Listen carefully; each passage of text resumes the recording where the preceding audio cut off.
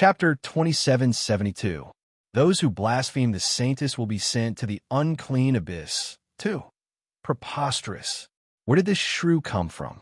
How dare she speak nonsense in front of the saintess? Is this person blind? If she didn't interrupt, the youngest son of the Lin family would have recovered. I think I saw this woman brought in by Lin Xiaomin. I don't see the aura of the Horton tribe's cultivation method on her. She should be an outside cultivator, right? Is Lin Xiaomin stupid? He actually brought a shrew to offend the saintess. This time, her brother's only chance of being saved is gone. Bah, even if he can't be saved, he deserves it. This woman is so arrogant. How dare she slander the saintess? If we don't punish her, won't people think that our Horton tribe is easy to bully?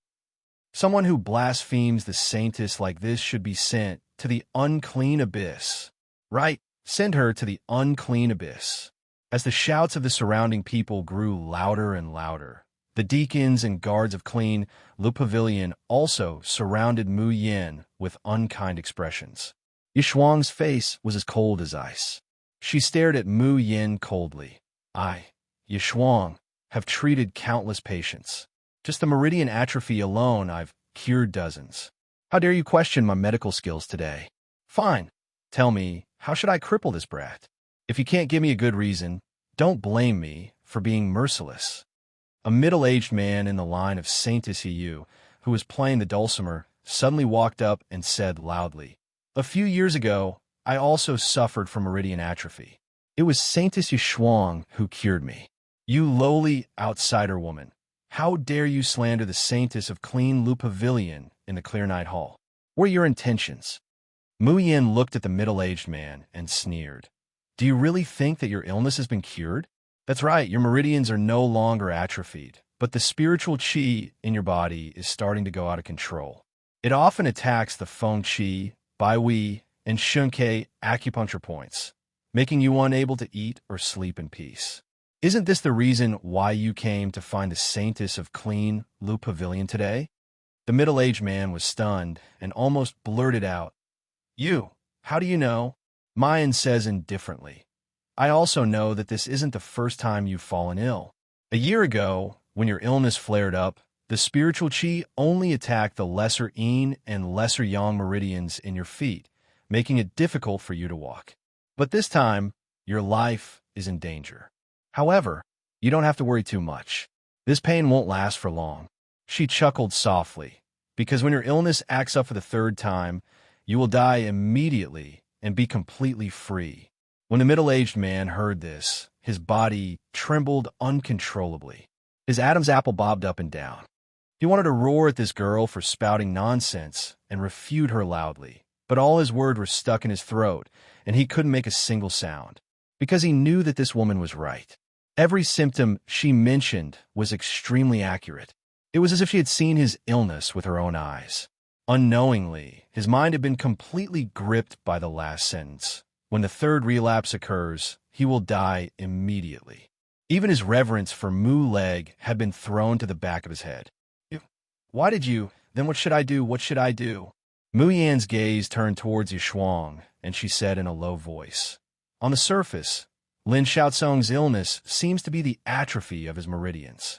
But in fact, the root of the illness isn't in his meridians, but in his dantian. If it's only treated as an ordinary vein atrophy to strengthen his meridians, perhaps the root of the illness can be trapped in his dantian for several years, but it won't cure the root of the illness." Chapter 2773. When it flares up again, my condition will only be worse than before, and I might not even be able to fully recover.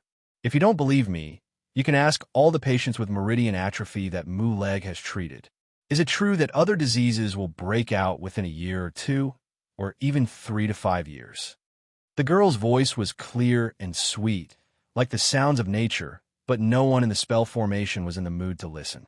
The expressions of everyone, on the other hand, seemed as if they'd seen a ghost, and they were filled with panic, terror, bewilderment, and uneasiness. Lin Xiaomin grabs Mu Yan's arm. "God, June, are you saying that my brother will die even if he's cured? How could this be? How could this be? Great God, June, can you please save him?" Maya nods, and is about to take out the Tian and Mo-chin. Suddenly, there was a sound that sounded like silk tearing. "Young lady, you sure have a big mouth." A tender voice filled with anger rang out. The four saintesses, Yi Shui, Yi Feng, Yi Yu, and Yi Yun, who were still treating the patients, walked over with large strides.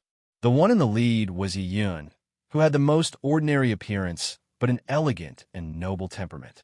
Holding the pipa, she slowly walks over to Mu Yin and coldly says, "Miss, are you questioning my Mu Lu Pavilion's medical skills?" Yashua said, "Heh, our cleansing joy pavilion has been unrivaled in the fields of assisting musicians and doctors for thousands of years. You are just a little girl, so how dare you slander us?" Mu Yin shakes her head. "I have no enmity with your Mu Lu Pavilion. Why would I question and slander you?" Yishuang said angrily, "Shameless bitch, you still want to argue? I'm not questioning or slandering you. What were you doing just now?" Mayan chuckles. "Of course I'm fulfilling the duties of a doctor. The Mu Lu Pavilion is unparalleled in the world and has been high and mighty for thousands of years. Do you really think that your medical skills are invincible and that you can disregard the life and death of your patients and only care about your own glory?" "Impudent," Yi Yun shouted angrily. She can no longer conceal the anger in her eyes. "Fine. Since you say that you're a physician, then I'll do as you say. I really want to see how you're going to cure this meridian atrophy." Mu Yin nodded and said, "All right. It just so happens that I'm also a music doctor, and I don't have a suitable musical instrument with me. Why don't I borrow your Kong Wang?" As she spoke, she had already walked to the front of Yishuang's phoenix head Chinese harp, and her slender, jade-like fingers lightly plucked the strings. The smooth music immediately swept through the void, causing everyone's anxious spirit to be shaken. Yishuang was about to go crazy. She reached out to grab the weapon in her cosmos sack, but was stopped by Yi Yun. "Don't worry. This Chinese harp recognizes you as its master. She can't even bring out 70% of the power of your phoenix head Chinese harp. I'd like to see how she's going to treat it." Hearing this, Yishuang gritted her teeth and gave up. On the other side, Mu Yin gradually became familiar with playing the Kongho. The originally clumsy and harsh music became melodious and sweet. Soon, pure spiritual power flowed towards Lin Shaozong like a gurgling stream. As the saying goes, a connoisseur who understands music will know the moment he makes a move. As soon as Mu Yan's smooth melody is played, Yi Yun and the others' expressions all change. Such a powerful divine sense. Such rich and mellow spiritual power. Yishuang's phoenix head Chinese harp has no less than 72 strings. It's a rare 9th-grade spiritual tool in the world. The music played by each string can be attached to a cultivator's spiritual power, transforming it into auxiliary, offensive, or healing energy. Chapter 2774. Normally, Yishuang can only control 48 strings at most, even if she uses all of her cultivation. But this girl uses the harp that Yishuang has recognized as its master, and actually attaches spiritual power to all 72 strings. Moreover, the healing spiritual power that envelopes Lin Shaozong, along with the music, is so pure, slender, and endless. Even in the entire Cleansing Joy Pavilion, there are very few people who can do this. Yishuang's complexion alternates between green and white, and her fists are cracking. The entire Clear Night Hall is completely silent. Everyone looked at the veiled young girl with shock and suspicion, not knowing who she was. However, this silence only lasts for a moment before it is interrupted by a heart-wrenching cry. "Shaozong, Shaozong, what's wrong with you?" Everyone looks over at the sound, only to find that Lin Shaozong, who has just been treated by Yishuang, has a flushed face and his body is trembling like a sieve. Bean-sized beads of sweat roll down from his forehead. Lin Shaozong grits his teeth, even biting his lips until they bleed, but he refuses to make the slightest sound. This is also the reason why no one noticed his abnormal condition. But now, even a fool can see that Lin Shaozong is in great pain, or it could be said that he is in so much pain that he wants to die. What's going on? Isn't that girl treating him? Why is the Lin family's boy's condition worsening instead? Hey, that goes without saying. It's definitely a quack doctor who's misleading people. Listening to what she said just now, I was almost fooled.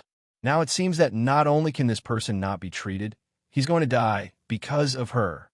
Lin Fu and Lin Mu also hear everyone's discussion, and for a moment, they are out of their wits and in a panic. Lin Xiaozong couldn't bear it any longer, and he lets out a mournful cry. His whole body curls up into a ball and convulses violently. Xiaozong, don't scare me. Lin Mu cries, wanting to hug her son, but Lin Xiaozong, who has lost his mind from the pain, pushes her away. Stop playing. Do you want to kill my son? Lin Fu roars and pounces towards Mu Yan. However, before he could get close to the harp, he was blocked by an invisible barrier. The young girl sitting in front of the Chinese harp had an indifferent expression on her face. She played her own piece as if she didn't hear Lin Xiaozong's painful howls or the angry roars of Lin Fu and Lin Mu.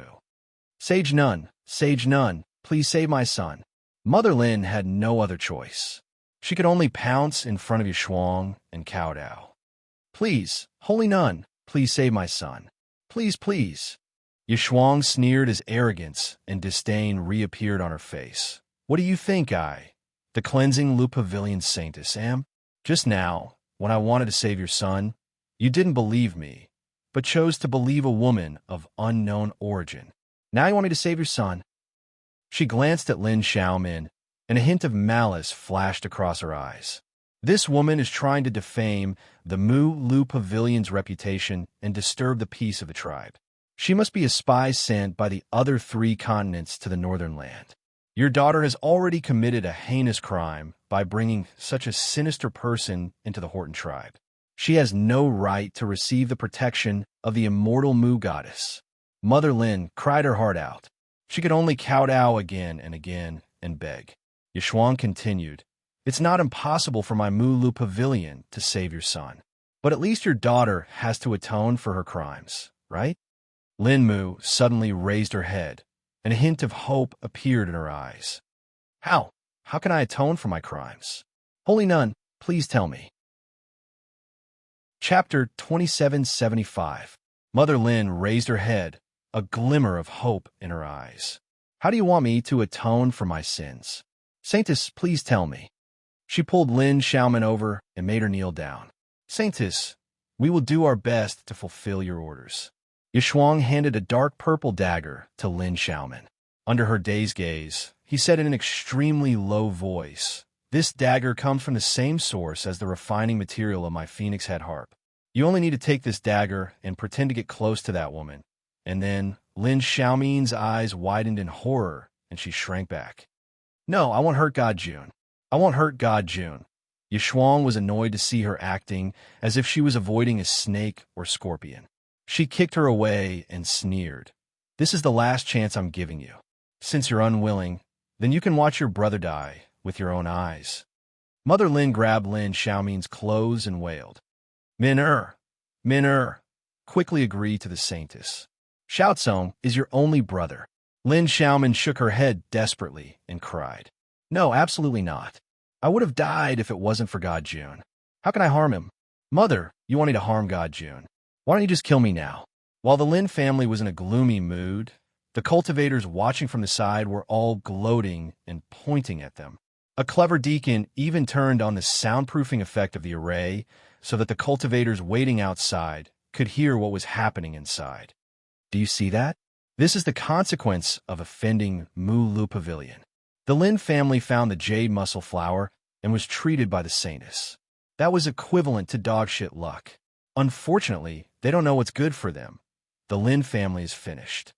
The sound from the array could be heard outside, so naturally, the sound from outside could also be heard. Mother Lin felt completely disheartened when she heard the people throwing stones at her while she was down. She couldn't take a breath and collapsed. Mother, don't scare me. Well, mother, little brother, Mother Lin held Lin Xiaomin's hand tightly. I beg you, listen to the saintess. Save your brother. Lin Xiaomin's heart is filled with despair. Her tears can't stop flowing, but no matter what, she can't say anything to hurt Mayan. Mother, Don't cry, I'm fine. Amidst the cries of the two people, a hoarse voice that sounded like gossamer cut in. At first, Lin Xiaomin didn't even hear it clearly. When she realized who was speaking, she suddenly turned her head. Xiaotsong, little brother, why you're awake? Papa Lin and Mama Lin were in disbelief at first, then they pounced on him. Xiaotsong, what do you think? Lin Xiaotsong's face was pale and his aura was weak, but he still smiled gently at the three of them. A faint fluorescent light enveloped his body, and thin threads invisible to the naked eye moved in and out of his body along with the music floating in the air, as if they were cleansing something or repairing something. Father, mother, sister, don't worry. I'm much better now. Just now, my dantian was in so much pain, as if it had been forcefully crushed by a hand. But then there was a warm flow that flowed in, and I felt that my dantian had been reshaped. Before my meridians had withered, I always felt that there was something in my dantian that made me unable to freely operate my spiritual power. But now, that heavy feeling of sediment, it's all gone. Chapter 2776. Lin Xiaomin wiped the tears off her face. Little brother, you're saying that you're fine now? Did June Immerse heal you? Lin Xiaotsong nodded. When my dantian was being reconstructed, I knew I was recovering, but I couldn't speak because of the pain. Now that my meridians are being reconstructed, it's not that painful anymore. I finally have the strength to speak. Lin Xiaotsong's parents were already in despair. They were overjoyed to hear their son speak. Lin Xiaotsong's mother grabbed Lin Xiaotsong's hand and couldn't help but cry. Son, you scare me to death. Lin Xiaotsong hurriedly said, don't move. Didn't you hear Xiaotsong say that your meridians haven't been reconstructed? Lin Xiaotsong struggled to hold his parents' hands and said softly, Dad, Mom, don't blame sister. She believed that God June was right. That saintess humiliated sister. I didn't want her to heal me. Luckily God June is here. The people in Clear Night Hall didn't notice the changes in the Lin family. Everyone was immersed in worship and awe of Mu Pavilion. With the Lin family as an example, Mu Pavilion's reputation was pushed to the peak. Yishuang and the other four listened to the thousands of cultivators in Clear Night Hall shouting, Long live Mu Pavilion in unison. However, at this moment, a high-pitched music soared into the sky. It was a performance of the Chinese harp.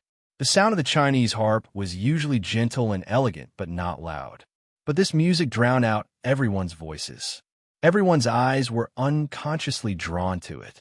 In the next moment, they saw a young man with bloodstains on his chest leap 3 feet into the air.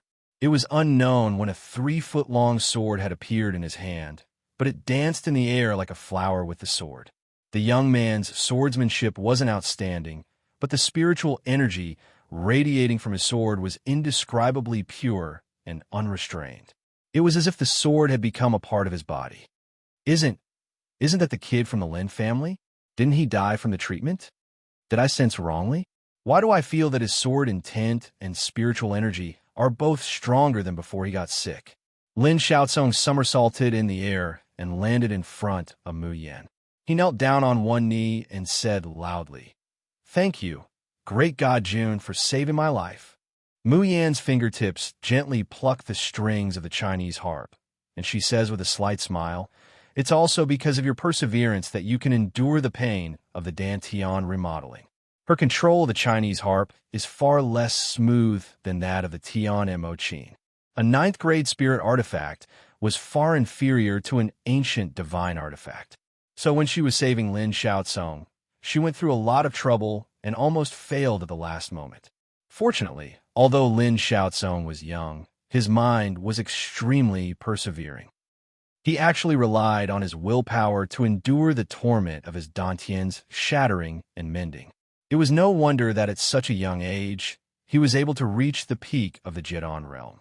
Hearing Mu Yan's praise, Lin Xiaotsong shows a silly smile. Mayan holds out her hand. Come here, I'll take your pulse. Lin Xiaotsong hurried forward. Seeing the young girl's slender, jade-like fingers on his wheat-colored skin, his heart suddenly beats like a drum, and his face flushes red.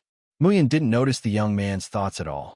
She says with a warm smile, "Your illness has been cured, and you can cultivate without worries in the future. Thank you, great God June." Chapter 2777. Face-slapping scene 3. Muyin stands up from the Kong Ho and stretches. There were still tears on Lin Xiaomin's face, but her smile was brighter than the sun. She took 2 steps forward and knelt in front of Muyin. Her almond-shaped eyes were as bright as the stars. "God June, how can you be so powerful? Is there anything in this world that you can't do?" Father Lin and Mother Lin also stumbled over. They bent their knees and were about to kneel. Muyin promptly reaches out and gently brushes it away. Spiritual energy surged and turned into a stream of air, directly lifting Lin Fu, Lin Mu, and Lin Xiaomin up. She saw that Father Lin and Mother Lin's faces were full of guilt. Their faces were red, and they couldn't say a word for a long time. She couldn't help but smile. "You don't have to take it to heart. It's normal for you to be afraid in that kind of situation." Mother Lin's tears gushed out all of a sudden. She trembled as she asked, "My son, is he really cured?" "Mom, what are you talking about?" Lin Xiaotsong grabbed Mother Lin and said anxiously, "Of course the great god June cured me. Who else knows my body better than I do? Didn't you notice that my cultivation has already reached the peak of the golden core stage and will soon break through to the nascent soul stage?" Whoosh! Before Mother Lin could react, the entire Clear Night Hall was in an uproar. In particular, the middle-aged man whose illness was exposed by mine before is even more aghast, his legs trembling. This was because no one knew better than him that when the sage nun treated his meridians, his condition wasn't as good as Lin Xiaotsong's. He could walk and use his spiritual power. However, his original cultivation had dropped by a large margin.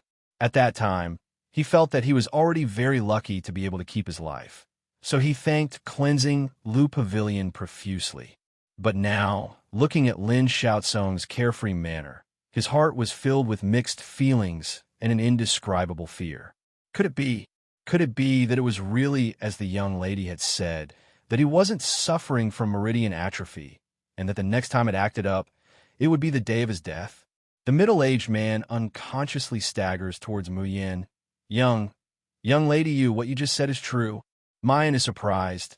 "If you don't believe it, then just treat it as a fake." The more casual her attitude was, the more fear the middle-aged man felt. "Will I really have another relapse? The next time the illness acts up, I will die." Muyin quietly looks at him, not saying a word. "Young lady, please save my life." The middle-aged man could no longer suppress the fear in his heart and fell to his knees. As he spoke, he pulled down the Chinquan bag on his waist with a trembling hand and took out all the treasures inside. "As long as Miss can help me recover like Lin Xiaotsong. No, as long as Miss can protect my life, these are all yours." Everyone who saw this scene could not help but suck in a breath of cold air. 1,000-year warm jade, 10,000-year mysterious wood, blood spirit grass. Hiss! Each of them is worth more than 10,000 crystals. Who is this person? You don't know him? He's Ni Baichuan, the son of our tribe's elder Ni. The Ni family is famous for being wealthy in the entire Horton tribe. Every year, they offer cartloads of gifts to Cleansing Joy Pavilion and the chief. Now, does this young master and I want to give all the offerings that were originally given to the Cleansing Joy Pavilion to this foreign woman? Sigh. It's a matter of life and death after all. Even the sage nun of Mu Lu Pavilion couldn't cure it, but this woman did. Muyin didn't want to pay attention to Ni Baichuan. However, at this time, Qi Huang's voice reached her ears, promising that there's no attribute substance inside the Chinquan bag. Chapter 2778. Face-slapping scene 4. Muyin's eyes brighten, and she immediately coughs. "At most, I can only eliminate your illness and save your life. It's impossible for you to restore your cultivation like Lin Xiaotsong. Are you sure you want to give me everything in the Chinquan bag?" And Baichuan nods again and again. Yes. What do these worldly possessions count for? If Goddess Doctor thinks it's not enough, I can go home and get more." Muyin leisurely smiles and sits down cross-legged. The Tian Mo Chin slowly appears in front of her. The middle-aged man's injury is much more serious than Lin Xiaozong's. Using other people's spiritual tools may not be able to cure him.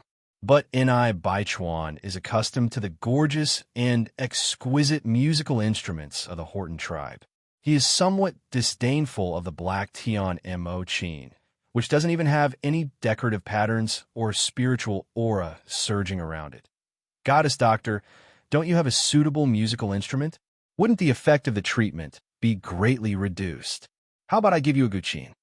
Muyin looks at him with a smile that isn't a smile. Your illness has already entered your internal organs and bone marrow. Ordinary spiritual tools can't cure it. Rest assured, since I've accepted your treasure, the effect of the treatment will naturally be worthy of your investment. Ni Baichuan secretly says, could your broken guqin be more powerful than Mu Lu Pavilion's phoenix head harp? But before he can continue to persuade her, the sound of the guqin is suddenly heard. Aya! Ni Baichuan's whole body quivers, and he opens his mouth to let out a series of miserable howls like a pig being slaughtered. The onlookers originally wanted to ridicule a few words like Ni Baichuan. What kind of broken guqin would dare to compare with Mu Lu Pavilion's phoenix head harp? But as soon as the guqin sounds, they're all dumbfounded. What kind of vigorous and powerful spiritual power is this? The overflowing energy falls into their bodies like little stars, even bringing them an unparalleled sense of comfort. Heavens, my injury, the injury that I originally wanted to ask the sage nun to treat, is healed. What kind of musical instrument is this? What kind of terrifying medical instrument is this? No wonder she just said that the phoenix head harp is just an ordinary spiritual tool. That guqin must be a divine tool, right? In the entire Mu Lu Pavilion, apart from the sage nun's solitary snow zither, what other instrument can compare to it? Crack! Yin couldn't help but break the finger glove she was wearing into pieces. Gnashing her teeth, she growled, how can such a lowly woman be compared to the saintess? Yishuang said fiercely, this bitch is clearly here to trample on the reputation of the cleansing Lu Pavilion. If we let her go today, news of this will spread throughout the entire northern continent. Where will the cleansing Lu Pavilion hide its face? Yin slowly clenched her fists as dense killing intent flashed in her eyes. This time, the treatment lasted for 2 long hours.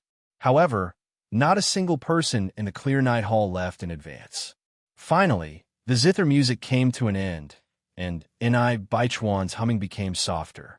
His whole body has already changed from sitting cross-legged with Mayan to curled up on the ground. Hey, young Master Nai, are you still alive? Someone approached Ni Baichuan, wanting to pull him over to check on the situation. He didn't expect that Ni Baichuan would suddenly jump up and directly hit his head on the man's chin, causing him to cry out in pain. However, Ni Baichuan moved his body and let out a hearty laugh. I've finally endured it. Ha. This feeling is too comfortable. Ever since the meridian atrophy flared up, I haven't felt this relaxed in a long time. Chapter 2779. Don't block my way to the unclean abyss. 1. Lady Godly Doctor, thank you for saving my life. Ni Baichuan's smiling face is full of wrinkles as he bows to Mayan. Mayan puts away the Tian Mo Chin and tosses the Chinquan bag in her hand into the air. In a good mood, she says, no need to thank me. You've paid me enough. It's only natural that I treat you. We each take what we need. We don't owe each other anything.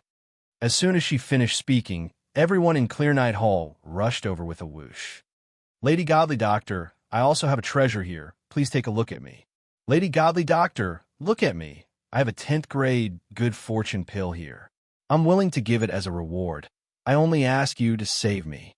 In a split second, Mayan is completely surrounded by people. Listening to the noise, she has a headache. She pulls Lin Xiaomin and says, let's get out of here first.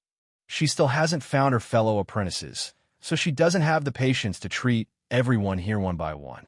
Just then, an ear-piercing sound of a flute suddenly rings out. Immediately after, countless cold lights swiftly stab towards Mayan. A stern shout rang out. silencing the noisy clear night hall in an instant. "Who said you can leave?" Led by the 5 saintesses in fluttering fairy dresses, everyone from Mu Pavilion has a frosty expression as they approach Mayan step by step. A young deacon standing next to Yun glanced at all the cultivators present with a sharp gaze and said coldly, "Today, anyone who has been healed by this woman will not be allowed to step into the territory of the Mu Pavilion, and don't expect to receive any treatment or blessing from the Mu Pavilion. You'd better think about it carefully. Can you bear the consequences of offending the Mu Pavilion for a woman of dubious origins who is pretending to be a ghost?" As soon as these words come out, many people's faces turn pale. They originally planned to rush towards Mayan and ask for her treatment, but their footsteps also stop. Yun looks at Mayan coldly and says, "Miss, you used our Mu Pavilion as a stepping stone to build your own reputation, and now you want to leave so easily?" "Stepping stone?" Mayan chuckles. "Only if you're not strong enough can I step on you." "You! Impudent! What an arrogant woman!" The killing intent in Yun's eyes is like raging waves. "Good, good. It's been a long time since someone as shameless and arrogant as you has appeared in the northern continent." Muyin pinched a piece of jade that she took out from Ni Baichuan's Chinquan bag. She flipped it between her fingers and absent-mindedly said, "Thanks for the compliment. In the next few days, I will continue to disturb the northern continent. As the sage nun wishes, I will become even more arrogant and let your cleansing Lu Pavilion adapt. Mayan's temperament has always been that if people respect me, I will respect them tenfold. In the beginning, she didn't want to become enemies with Muleg. But now that they had come to bully her, if she just accepted it, she wouldn't be the demoness who made the entire cultivation land tremble in fear." Yun was so angry that his face turned pale and his chest heaved up and down. However, a ferocious smile appeared on his face. "How arrogant! Do you know the consequences of offending the Cleansing Joy Pavilion in the northern continent?" "Guards!" Yun waved her hand. "Send her to the unclean abyss." "No!" Lin Xiaoman screamed. "Sage Nun, have mercy. Great God, June didn't do anything wrong.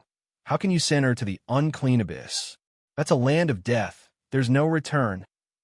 Yishuang sneered. "Since you're so concerned about this foreign woman, why don't you accompany her to the unclean abyss? No, I don't think it's just you."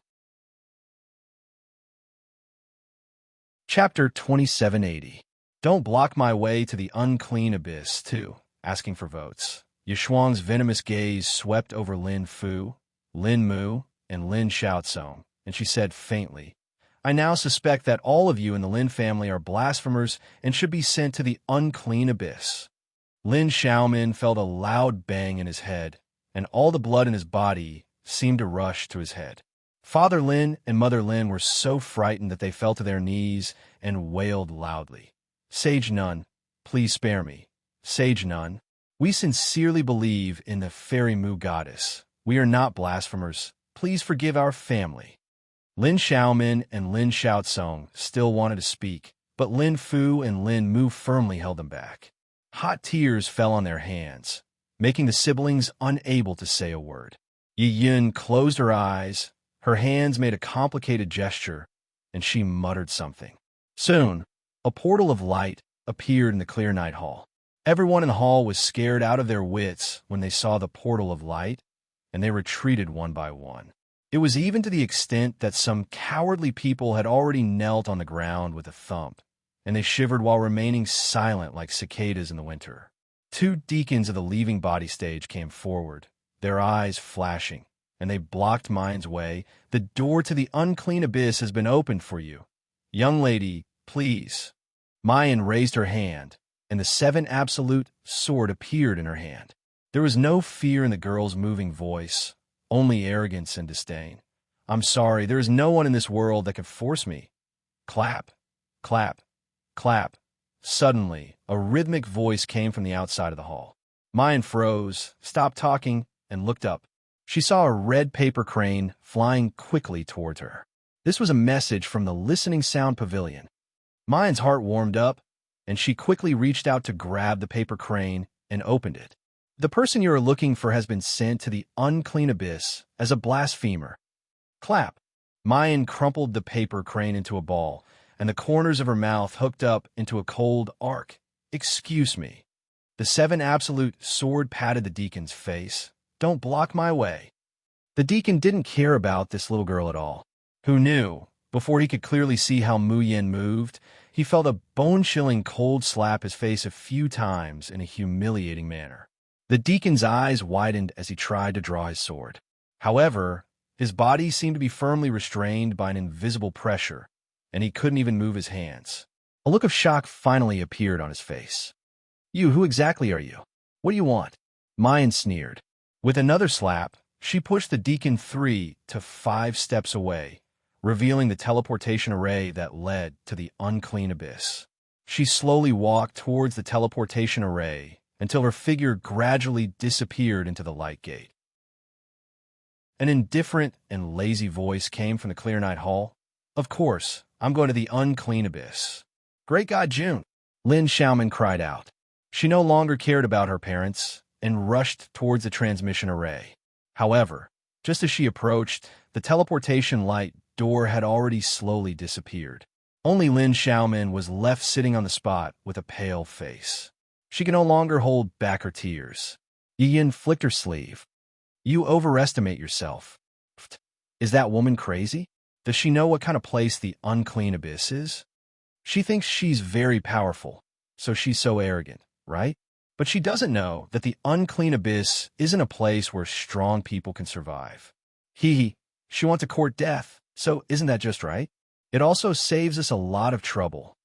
Let's go. We'll go back to the pavilion and report what happened today to the Saintess. It's August, and the goddess list is about to begin. In order to earn a spot on the list, Azi will work hard to add updates from time to time. So I hope that everyone can support and vote for me. Thank you. Chapter 2781. Young Master Yun Zhao's Admirers. 1. Cleansing Lu Pavilion was called a pavilion, but it occupied 1/3 of the northern lands of Purple Cloud Realm. Towering palaces, solemn temples, mountains surrounding the main building, and a rippling Lansong lake in the south formed the graceful and beautiful scenery of Cleansing Lu Pavilion.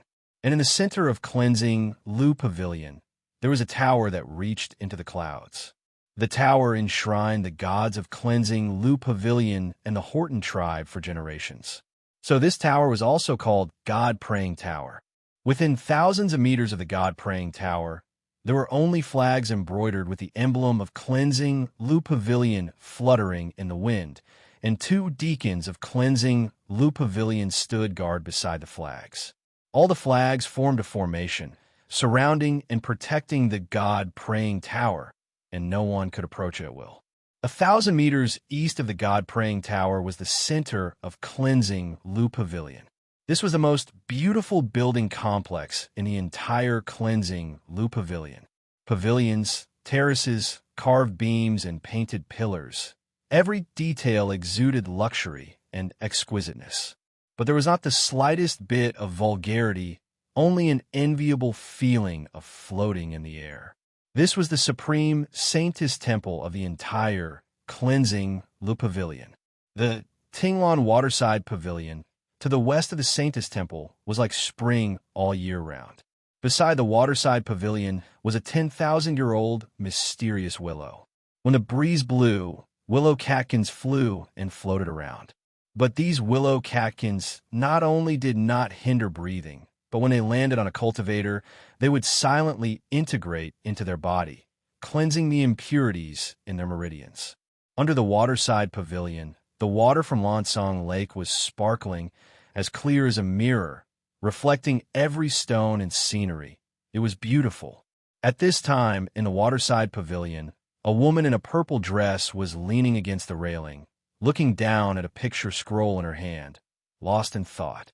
2 strands of hair fell down, sticking to the side of her face, accentuating her skin as white as snow and her beautiful appearance. Saintess, why are you hiding here alone again?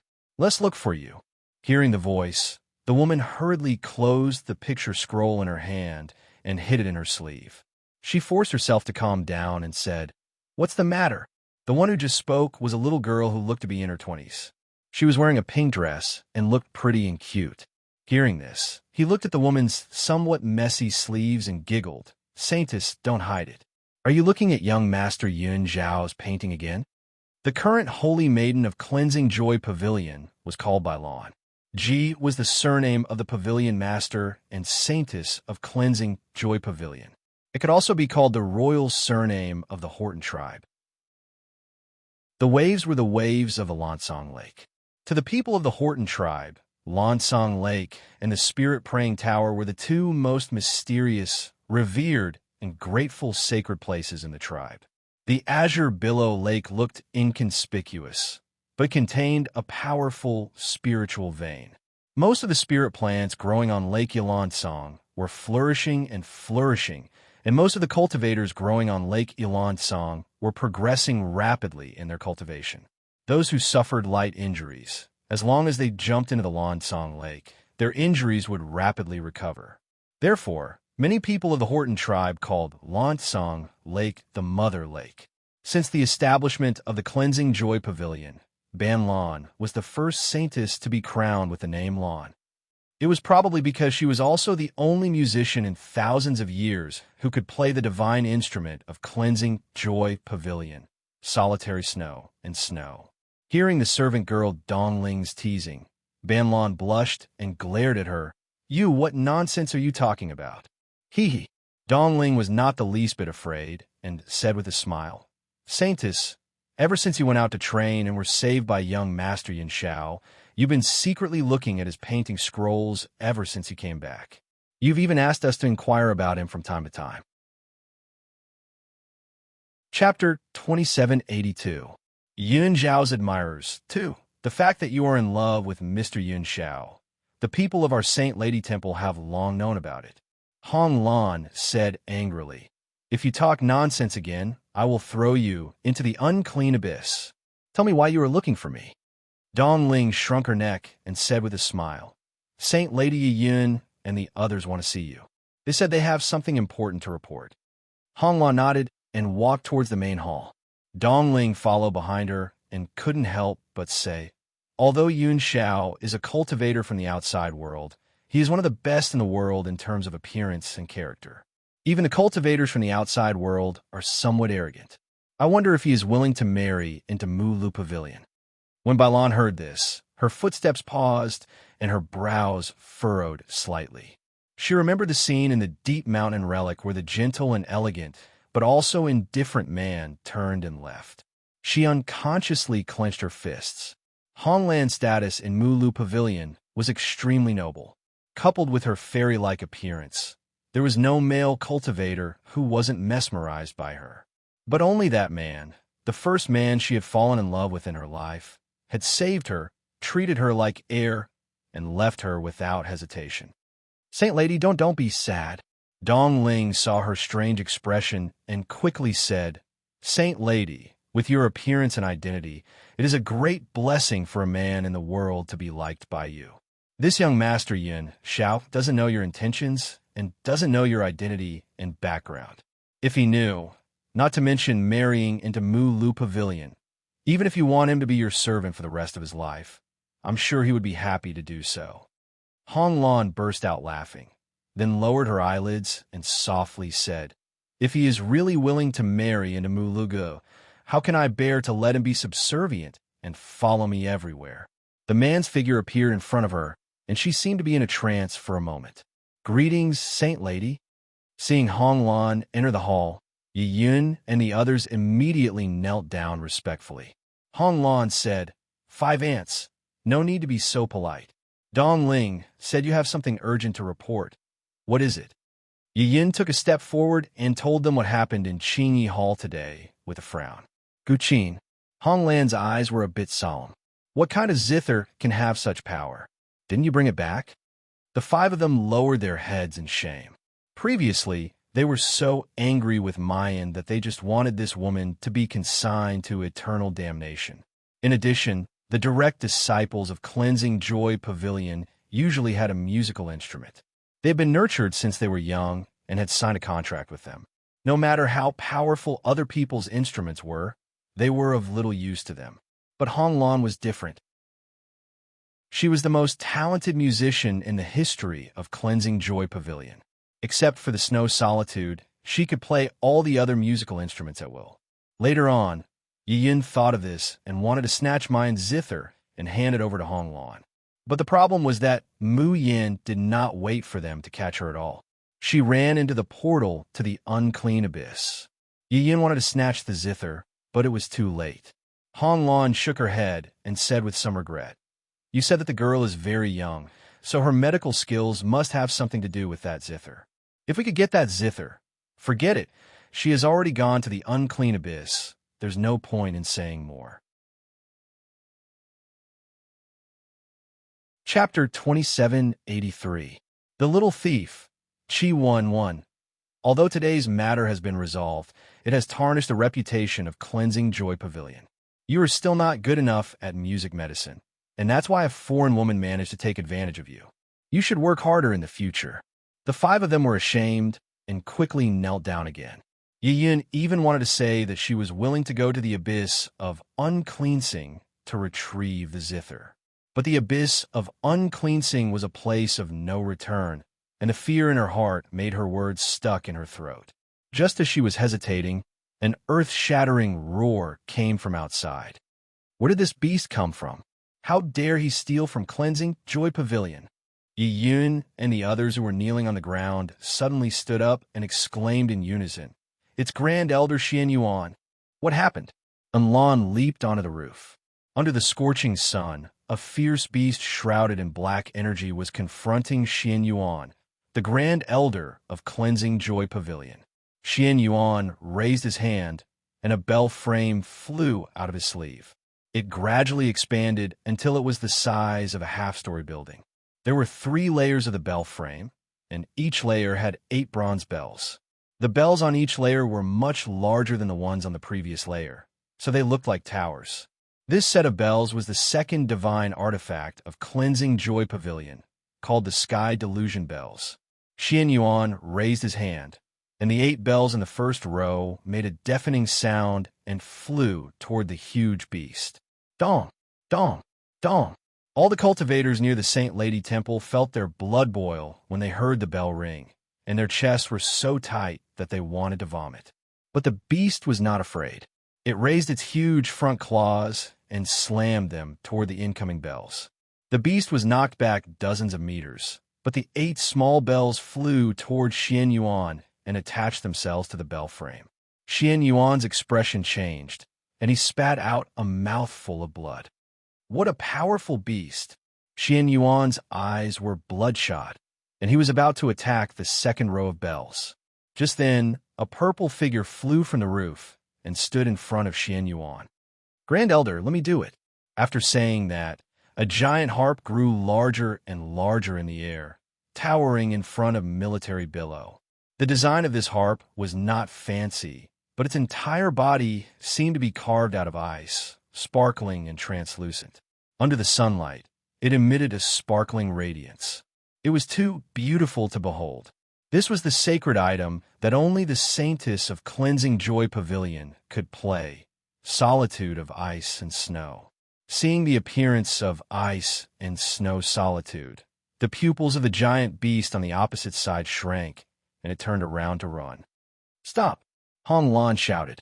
At the same time, her fingers plucked the strings of her zither. "You want to leave after stealing from my Mulu Pavilion? What kind of place do you think my Cleansing Joy Pavilion is? Can you come and go as you please?" As soon as he finished speaking, the melodious sound of a zither rang out at the same time. In an instant, it was as if an inescapable net of ice and snow had descended from the sky, firmly trapping the vicious beast. Immediately afterward, the upper half of the strings of snow and snow solitude turned into sword light and flew toward the beast. The ferocious beast wanted to dodge, but the giant net firmly bound its movements. It revealed an anxious and manic expression, and it let out a series of roars. Its large bell-like eyes were gradually dyed red, and it seemed like it was about to explode. However, It showed a hint of hesitation, and it forcibly restrained itself. At this moment of hesitation, the strings of the ice and snow solitude hit the body of the vicious beast. Roar! It let out a blood-curdling scream, and blood splattered all over its body. The black gas surrounding its body also dissipated. Then, the giant figure rapidly shrank at a speed visible to the naked eye, and shrank again and again. Chapter 2784. Little Thief. She won too, asking for tickets. In the end, it turned into a strange spirit beast that looks like a dog but not a dog, like a dragon but not a dragon. Seeing this spirit beast, Captain Yu paused and exclaimed, "You, aren't you?" She stopped playing, and the inescapable net and zither string attack disappeared without a trace. The strange spirit beast didn't dare to stay and fled into the distance. Its grotesque face was almost distorted because of the pain. As it flew, it murmured, "What a great loss, what a great loss." This time, I came to Cleansing Lu Pavilion to steal things from Master, and I almost lost my life. When I go back, I will give Master a surprise. I must make him compensate me for this loss. They're going to catch up again. Why are these bastards so persistent? Master, save me. Mei Yin, save me. Saintess, how could you let it run away? Xian Yuan rushed up in exasperation and waved behind him. Quickly chase after it. We must not let that beast run away. We must get it back. Captain Yu listened to Elder Xian Yuan's roar, but her heart was in a mess. This was because she had recognized the beast when it had shrunk. It was the spirit beast that Luo Yunxiao had always been by her side, Chiwen. Chiwen was here. Did that mean that Master Yunxiao was also here? Captain Yu couldn't help but clench her fists and looked at Xian Yuan. Elder, this beast, what did it steal? Xian Yuan's face darkened. It's the holy stone. What? At this time, Captain Yu couldn't care less about her shyness and expectation. It's really the holy stone? Xian Yuan nodded and said eagerly, I will order a blockade of the entire northern continent and personally hunt it down. We must not let this beast escape. Captain Yu took a deep breath. Elder, why don't I be in charge of the pursuit? Xian Yuan was startled. You'll be in charge? The Saintess was the supreme existence of cleansing Le Pavilion. Although the holy stone was important, it really wasn't enough for the Saintess to personally hunt it down. Captain Yu nodded heavily. Rest assured, Elder, no matter what, I will bring the holy stone back. After stepping into the portal of light, Mayan only feels that her head is heavy and her feet light. When the dizziness disappeared, a putrid stench immediately assaulted his nostrils. Mu Yin frowns, holds back her sense of smell, and opens her eyes. However, upon taking a closer look, she discovered that this place was filled with black fog. She couldn't even see her fingers in front of her. Even though she gathered her spiritual energy in her eyes, she couldn't see anything. Hey, save me, save me. Give me something to eat. I beg you. Suddenly, a cold and slippery hand grabbed her ankle, and a hoarse voice that sounded like the wailing of a malicious spirit rang out. Even though she's wearing shoes and socks, Mu Yin feels as if there's some kind of sticky, rancid liquid eroding her skin bit by bit. Mayan raises her hand, and an illuminating crystal appears in her hand. She squatted down, only to find that it was a bony, blood-stained hand that was grabbing her ankle. The illumination crystal was pushed forward a little, and the next thing that came into view was a face that was scarier than a malicious ghost. The flesh and blood of this person's whole body seemed to have been sucked dry, leaving only a thin layer of skin attached to the skeleton. But it was that layer of skin that had been corroded and gnawed by something, becoming riddled with holes. Only one of the wide-open eyes still had a body, while the other had long become a hole, and there was an unknown worm slowly crawling in and out. In August, a new beginning. Those who have guaranteed monthly votes, please take a look. In order to thank everyone for their monthly votes, Azzy will strive to increase monthly votes from time to time, and pray that there will be enough monthly votes this month to successfully climb up the goddess list. Suddenly, I'm very jealous of Mayan, the person who slaughters the list. Chapter 2785. Piles of the Living Dead. 1. Even though Mayan is used to seeing big scenes, she can't help but feel her scalp tingle when she sees this person. Save me. I beg you, save me. As he cries, black tears flow out of one of his eyes, while blood tears come out of the other as the bug rushes out. The scene becomes more and more gloomy and terrifying. Mayan takes out an elixir and feeds it to him.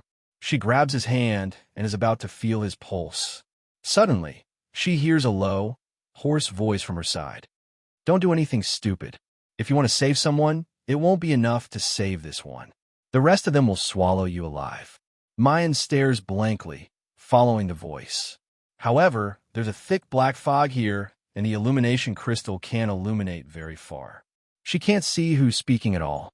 Just then, a flame suddenly flies up from the ground, and then explodes in the air. This time, it's like sunlight piercing through the clouds and dispersing the thick fog. In a split second, the surrounding scene is completely illuminated. Hiss! Seeing the scene in front of her, Mayan suddenly sucks in a mouthful of cold air. She doesn't even have time to observe the place in front of her.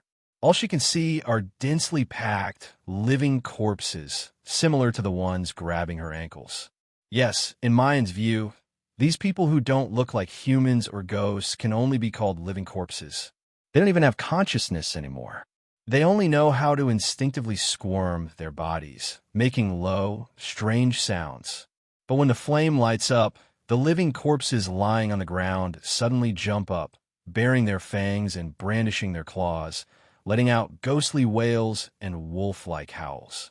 In an instant, this gloomy place seems to have turned into a hellish azura field where evil spirits roam. Do you see?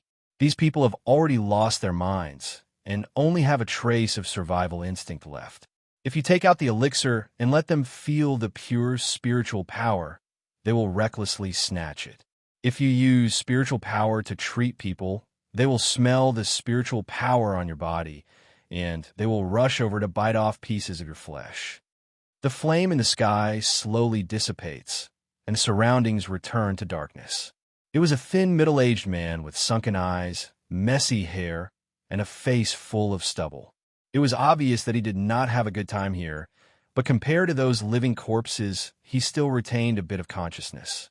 Mayan pulls down the hands that are grabbing her ankle. She doesn't use spiritual power, only internal force, and the two hands that are bearing their fangs and brandishing their claws are twisted together. Then, like dragging a sack, he dragged it to the front of the middle-aged man. May I know who you are? The middle-aged man let out a bitter laugh and said, In this unclean abyss, sooner or later, we will become living corpses like them.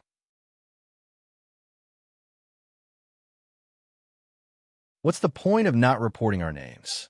The illumination crystal shines in front of the two people, and Mu Yin can see the despair on the middle-aged man's face. The middle-aged man also inadvertently looked over, who knew that with this glance, his eyes would suddenly widen, revealing a trace of astonishment. Little girl, what's your name? Mu Yin raises her eyebrows. Before asking someone else's name, why don't you first introduce yourself? The middle-aged man stared blankly for a long time before saying, I am Wen Huanglang. Surnamed Wen? Mu Yin's mind unconsciously thinks of the shopkeeper of the Listening Sound Pavilion, Wen Xingyan. Little girl, can you tell me your name? Mu Yin thinks for a moment, then says, June Mu Yin. Your surname is June. When Huanglang's voice almost suddenly rises, and that originally lifeless face suddenly becomes very lively. Chapter 2786. Pile of the Living Dead 2. Mu Yin. What's wrong? Is there a problem with the surname June? Wen Huanglang shakes his head again and again. No, Girl, can you tell me who your parents are? Mu Yin slightly narrows her eyes, looking at Wen Huanglang. Her intuition tells her that this person should be related to the clues she's looking for about her parents. But before she could ask, the living corpse that she's grabbing by both hands suddenly lets out a mournful howl, its whole body trembling violently. Mu Yin flips her wrist, and the Tian Mo Qin appears in her palm. Prison drawing activates. An invisible barrier envelopes the living corpse that's baring its fangs and brandishing its claws. But because she's using spiritual power, all the living corpses in the entire call are howling, using their hands and feet to crawl towards her. Damn it, when Huanglang growls, "Are you crazy? Didn't I tell you not to use spiritual power?" Mu Yin doesn't pay attention to him. Instead, she quickly plucks the strings in her hands. The range of control of prison drawing is getting bigger and bigger, bigger and bigger. In the end, it actually shrouds all the hundreds of living corpses, and the Colonel Mu Yan's figure floats in the air, her fingers lightly and slowly twirling, changing the tune of the tune. The Tian Mo Qin emits a faint light, illuminating the entire Colonel when Huanglang blankly looks up at this scene, his eyes filled with shock and disbelief. The next moment, he suddenly widens his eyes. He sees that in the bloody and rotten hell-like unclean abyss, the girl's clothes are as white as snow, untainted by even a speck of dust. Then, the figure and the zither slowly split into two, standing opposite each other. Their movements the same, but they're playing a completely different tune. Heavy Phantom activates. The Mu Yin on the left continues to maintain prison drawing, while the Mu Yin on the right changes the tune, launching Art's Essence Yellow instead. Strands of silvery energy overflow from the Tian Mo Qin on the right, shooting towards the living corpse that's grabbing Mu Yin and begging for help. Launching 3 Shi musician skills at the same time like this is also a huge burden for Mu Yin. Fine beads of sweat ooze from her forehead, and her sweaty hair sticks to her face, but she doesn't have the leisure to comb it. The activation of the 3 skills lasted for half an hour. As for Wen Huanglang, he could only watch in disbelief as the emaciated living corpse slowly regained its flesh and blood. It slowly recovered a trace of spirit power, and the only eye that was still intact slowly emitted a glimmer of vitality. I'm saved." The zombie touched his face desperately and kept stomping on the ground with his feet, feeling the feeling of standing up again and being reborn as a human. Tears finally flowed uncontrollably from her eyes. He survived. Did he really survive? How? How did he survive? The zombie abruptly raised his head and looked at the girl in the air as if he was looking at a god descending from the sky. He had almost lost his previous consciousness. He only instinctively remembered that he didn't want to die, so he grabbed onto something and desperately called for help. However, even he himself did not believe that he, who had been sent into the unclean abyss and turned into a living corpse, could possibly survive. Roar! The young man didn't have time to rejoice in his survival when suddenly there was a roar. Countless living corpses opened their bloody mouths and madly pounced on him. Clang! The sound of the zither hummed, and hundreds of sound blades fell from the sky, brushing past the foremost zombie and shooting into the ground. Chapter 2787. Making the walking corpses obedient. 1. Stirring up a disgusting rancid smell. But the crawling motion of the walking corpses was obstructed for a moment, not waiting for them to continue crawling towards the youth and bite him. In the sky, the melodious sound of the zither, accompanied by the girl's sonorous and forceful words, spread to every corner of the mountain. I know that you all still have a trace of consciousness. Since you are walking corpses, that means that there is still a chance of survival in your bodies. I can save this person, and I can also save you. Now, I will give you 2 choices. Either obediently lie down on the ground, don't make any noise, don't raise your head, and wait for me to treat you one by one. Or you bite me with your instincts, and I will help you free yourself from my zither blade and turn you into real corpses. Mayan slowly lowered her eyes, sweeping over the densely packed, walking corpses with bloody fangs bared. The corners of her mouth slowly hooked up into a disdainful arc. There's only one chance. Now, I will count to 3, and you can choose for yourselves. 1, 2, swish, swish, swish, swish. The corpses on the ground lowered their heads in unison. Their faces and fangs, which were even scarier than ghosts, were all hidden in the rotten soil. In just a few short breaths, the horrifying scene of violent corpses from just a moment ago, it has turned into a strange scene of crying patients waiting for treatment, obediently lying down and sleeping, waiting for their turn. Wen Huanglang looked at this scene, both shocked and amused. He felt that all the knowledge he had in this life had been subverted by this girl. The people sent into the unclean abyss either suffered from an incurable disease, or they had committed a heinous crime. These two kinds of people were usually sent into the unclean abyss with different strengths. More often than not, people who had committed heinous crimes were unwilling to resign themselves to death. However, after these two kinds of people entered the unclean abyss, the final outcome was almost exactly the same, because there was demonic energy lurking beneath the unclean abyss, and there were hundreds of poisonous gases in the air. These poisonous gases intertwined over the years, and coupled with the erosion of demonic energy, it eventually became a strange poison that no modification could resist. The people of the Horton tribe called this strange poison God-punishing shaman. Anyone who entered the unclean abyss would be tainted by the God-slaying witch. As long as a person was contaminated by the God-killing witch, the spiritual power in his body would gradually collapse in less than 2 hours. When all the spiritual energy in the body dissipated, they would be tortured in pain and become a horrifying living corpse. Moreover, there was no replenishment of spiritual power in the unclean abyss. Once he used his spiritual energy, it would be equivalent to the spiritual energy in his body dispersing prematurely, and he would become a living corpse in advance. This is also the reason why when Huanglang was so furious when he saw Mu Yin using her spiritual power. He thought to himself, a little girl from the outside will always be a little girl. She doesn't know how terrifying it is to use and exhaust spiritual energy in the unclean abyss. Later, when the spiritual power in her body is exhausted, she will fall from the sky and become food for the living corpses. When Huanglang thought this way, but he did not feel any pain in his heart, only a little regret. After all, even he himself did not know how much longer he could live. It was a pity that he couldn't ask the little girl about her background.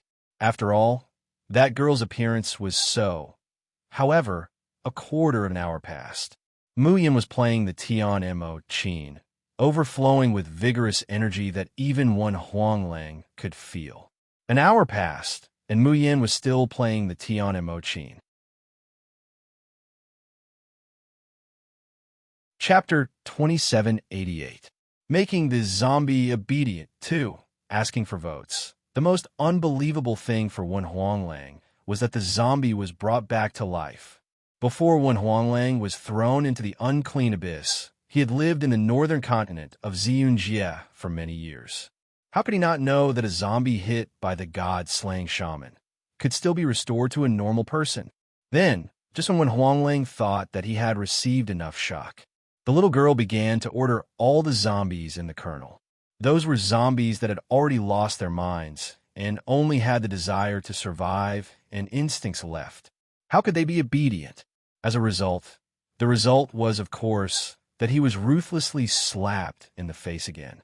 In this call that was even more terrible than the infernal realm. From noon to night, from night to day, the melodious and pleasant sound of the zither echoed. The sky of the unclean abyss was shrouded in thick fog all year round. Even if the sun was already high in the sky, it still couldn't shine through this thick fog. Only the occasional gust of wind would disperse the thick fog for a while. Looking up, a trace of sunlight shining down from the sky could be clearly seen. But this kind of light only lasted for a moment, and it would immediately be shrouded in pure death energy and darkness again. Living in such an environment for a long time, even a person with a strong mind would go crazy. However, the scene in the valley of the unclean abyss at this time made Wen Huanglang wonder if he was in the wrong place. Is this really the unclean abyss? Hey, what are you guys doing? The mortal hates the stench the most. Hurry up and clean up the piles of bones there. Hey, which one of you is throwing broken bones? Don't you know that broken bones are very sharp? What if you scratch the immortal? Immortal, come, sit here. This stone is the cleanest. There's nothing in this unclean abyss, and most of the food is inedible. But this vermilion jade fruit is the only thing that can replenish spiritual power. Can you condescend to try it? Mayan sat on the rock that had been polished until it was shiny. She reached out to take the vermilion jade fruit and tasted it, saying, "It tastes good, thank you." No. Immortal, you saved our lives, we should thank you. How can we deserve your thanks? Mayan touches her nose. Excuse me, can you not call me Fairy Darren? My surname is June. You can call me Miss June, or God June. Don't call her Lady Fairy, it sounds scary. But to us, you're a fairy who comes to our rescue. How can we express our gratitude if we only call him Great God June? Yes, you are sent by the heavens to save us. To me, you are the true saintess. Even the saintess was here. Mu Yin shivered as goosebumps appeared all over her body. Stop. I'm just a doctor, not some immortal, not even a saintess. Moreover, I've only temporarily suppressed the poison in your bodies. It's still a long way to go before I can truly eradicate it.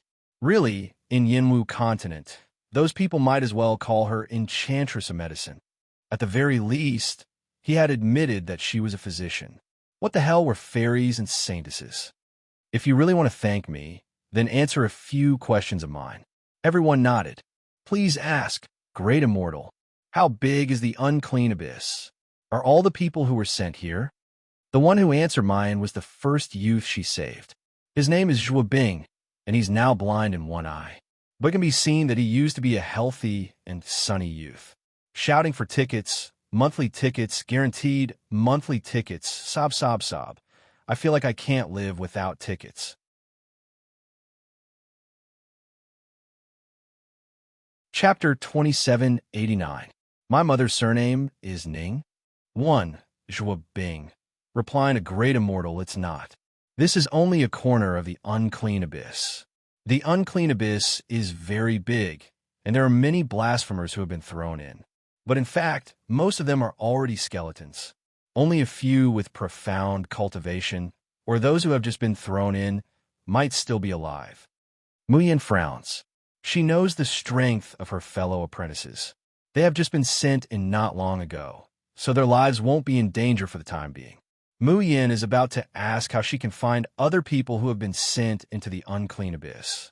She saw Wen Huanglang stumbling towards her. Who exactly are you? The veil on Mu Yan's face has already fallen off when she was struggling with the living corpses. At this time, the whole call is filled with illuminating crystals. So the line of sight is still dim, but the girl's beautiful face can be seen clearly. Wen Huanglang murmurs, I see that your cultivation is only at the nascent soul stage. If you keep using your spiritual power, you won't be able to last for 2 hours at most. How do you do it in the unclean abyss where you can't absorb spiritual power to be able to use it continuously? This question makes Mu Yin stare blankly. Spiritual power can't be used in the unclean abyss? But why didn't she feel this obstruction at all? In places where spiritual power is isolated, such as Fusang City's 100 Flowers Kill, she really can't use her spiritual power. This shows that her spiritual power can't be created out of nothing. But in this unclean abyss, she very naturally tries to absorb spiritual power to replenish it, and even more naturally, replenish it successfully. Muyin can't help but run her danty on. The next moment, she really feels a pure spiritual power pouring into her body. It was unimpeded, no different from before. No, wait, there's still something different. In the outside world, the spiritual power she absorbed came from all directions. But in this unclean abyss, spiritual power seems to come from the soles of her feet. Why is this? Is there spiritual power hidden under the unclean abyss? But if there really is spiritual power underground, why can't others absorb it, but she can? Just as he was feeling puzzled, when Huanglang suddenly said, The unclean abyss has existed for tens of thousands of years, but no one has ever been able to leave it alive. That's what the Horton tribe and Cleansing Joy Pavilion think, but they don't know that 20 years ago, someone walked out of here unscathed. Mu Yan's heart jumped. Who is this person you're talking about? Wen Huanglang's gaze falls on Mu Yan, but he doesn't answer the question. Miss June, you said before that your surname is June. Could you please tell me the names of your father and mother? Mu Yan ponders for a long time, then slowly says, I don't know who my mother is. I only know that my father is called June Shiyuan. When Huanglang cried out in alarm, he couldn't bear it any longer. He grabbed Mayan's arm, and his eyes reddened. You're Mr. June. Are you really Mr. June? When Huanglang's entire person seems to be bewitched, crying and laughing at the same time. When I saw your face, I was already suspicious. Your appearance combines all of Mr. June's and Miss Ning's strengths. Your brows and eyes are 50 to 60% similar to Miss Ning's, but your expression and bearing are indescribably similar to Mr. June. Mu Yan's heart jumped again. Miss Ning? Is that her mother? Her mother's surname is Ning? What does she have to do with the Ning family of the northern lands of Ziyunjia?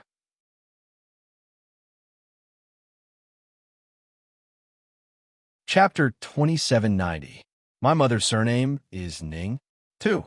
Wen Huanglang came back to his senses and wiped the tears from the corner of his eyes. I'm sorry, I lost my composure. I just didn't expect that after 20 years, I would never be able to hear any news about Mr. June. But how fortunate am I to be able to see you again before I die. As he spoke, he bent his knees and knelt down. Miss June, please accept my warm bow. Mu Yan didn't know whether to laugh or cry as she helped him up. If you want to kneel to me, at least wait until I dispel the god-killing witch in your body. Saying that, she turns her wrist, and the Tian and Mo Chin appears. The melodious sound of a zither resounds. After a quarter of an hour, when Huanglang's originally haggard and emaciated appearance returned to normal, Wen Huanglang did not care whether the poison in his body had been detoxified or whether his body had recovered. He only stares fervently at Mayan, his expression excited and worshipping. Miss, you really are worthy of being Mr. June's daughter. He was so young, yet he already had such a cultivation base. Also, your medical skills are even better than Miss Ning's than your mother's. You really are a combination of the strengths of these two people. If Mr. June knew that he had a daughter like you, he would be so happy. Mu Yan's face is going to turn red from his blowing. Obviously, this Wen Huanglang was her father June Shiyuan's diehard fan. As long as it was related to his father, he would boast about it to the heavens. But Mu Yan looks at Wen Huanglang's clear and bright face and suddenly feels a little familiar. Then, he suddenly remembered something. How is Wen Qingyuan of the Listening Sound Pavilion related to you? The sky was bright and high, the mountains were clear and distant, and the sun was setting. His surname was also Wen. Why didn't she think of the relationship between these two before? When Huanglang was taken aback. After a while, he said, He is my younger brother. Mu Yan was puzzled. He's the shopkeeper of the Listening Sound Pavilion. Logically speaking, he holds great power in the northern continent. Why were you sent to the unclean abyss? When Huanglang smiled bitterly, because he was the one who sent me into the unclean abyss. Mu Yan raises her eyebrows. Let's start from 20 years ago. Our Wen family has been the servants of the Ning family for generations. At that time, my younger brother Wen Qingyuan and I followed the young master of the Ning family, Ning Jinxiu. He is a dictator who looks gentle and refined on the surface, but is actually cruel and merciless, and has a strong desire for control. As long as it is an order issued by Ning Jinxiu, Qingyuan and I must complete it to the letter. Otherwise, it will be a severe punishment. But 20 years ago, when Qingyuan made a fatal mistake in the process of carrying out a mission, when Huanglang's voice paused and became slightly hoarse. He was terrified. He knelt in front of me and begged me to save him. I only have this younger brother, so when Ning Jinxiu pursued the blame, I took all the responsibility on myself. Ning Jinxiu was furious and directly threw me into the unclean abyss. It was here that I met Mr. June, when Huang Lang's expression, which was bitter and indignant just a moment ago, instantly turned into the worship of a die-hard fan. Mr. June was just like you back then. The god punishing which poison of the unclean abyss had no effect on him, and the spiritual power in his body was inexhaustible. I was so lucky to enter the unclean abyss, a place of certain death, twice, but once I met Mr. June, and the other time I met you. Stop. Muyin hurriedly stopped when Huang Lang's flattery. Jun Xiuan, cough, my father, why did he appear in the unclean abyss?